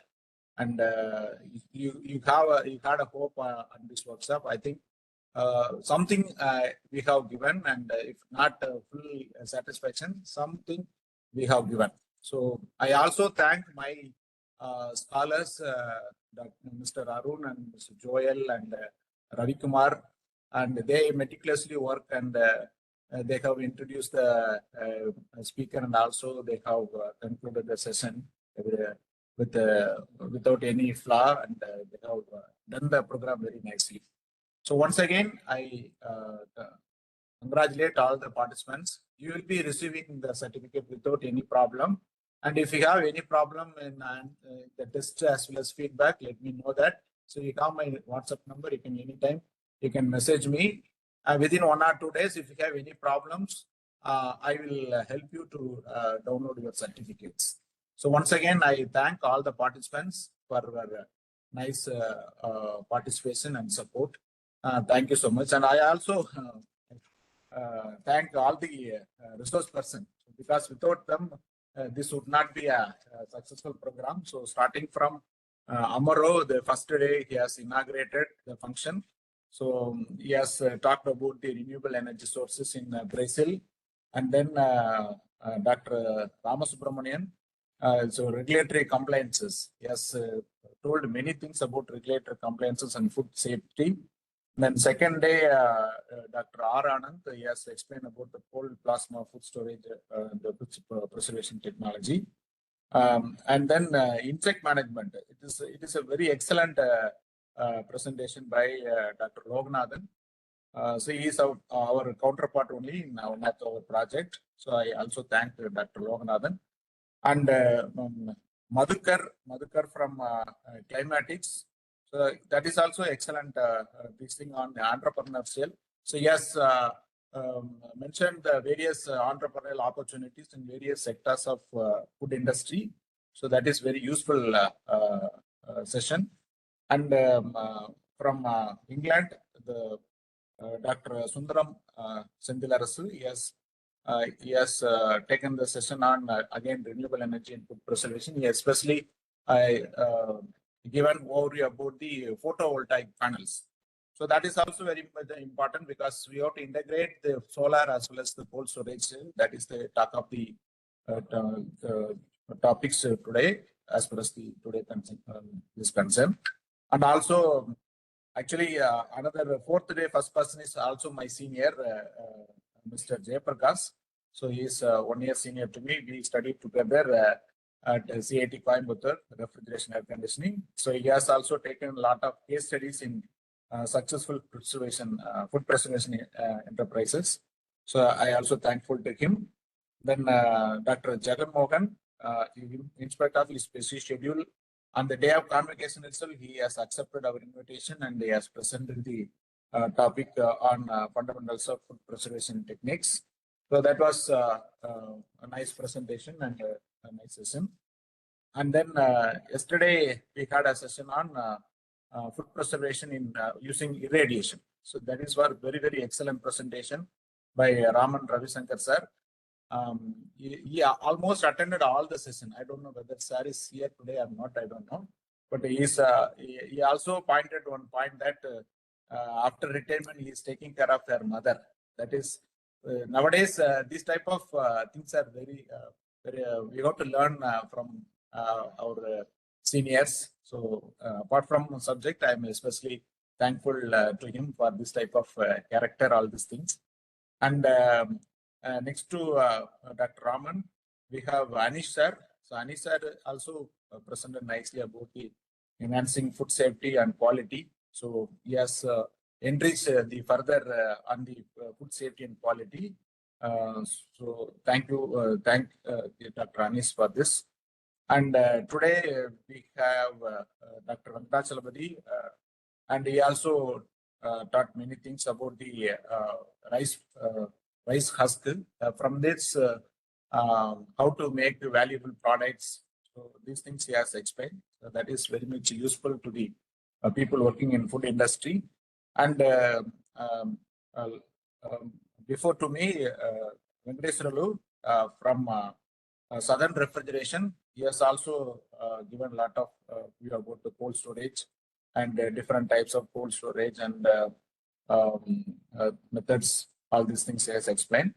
And I don't know, because I thought of taking only cold storage because most of the previous speaker spoke about the cold storage. So I thought of taking the overview about the how to provide the cold storage facility using various refrigeration techniques. Maybe this may be useful for those who are working research in the field of cold storage using alternative techniques. So this is what I have taken the last session. So I thank all the experts. And once again, I thank the participants. And if you have any difficulty to download your certificate or anything, you can contact me at any time. And thank you once again. Thank you so much. So thank you. I'm ending the meeting. And if you are not able to submit the test in within the time 7:30, let me know that. I will do the alternative arrangement for you. And the feedback is not in my hand. You have to give your feedback in the Apple portal. The test, if you have any difficulty, let me know that. And after I enter the mark in the Atal portal, you'll be able to download your certificates. And if you have any difficulty in certificate, just let me know that. Thank you all. Thank you, sir. Thank you very much, sir. Thank you, sir. Thank you, madam. Thank you, sir. Thank you, sir. Thank you very much, sir. Yes, sir.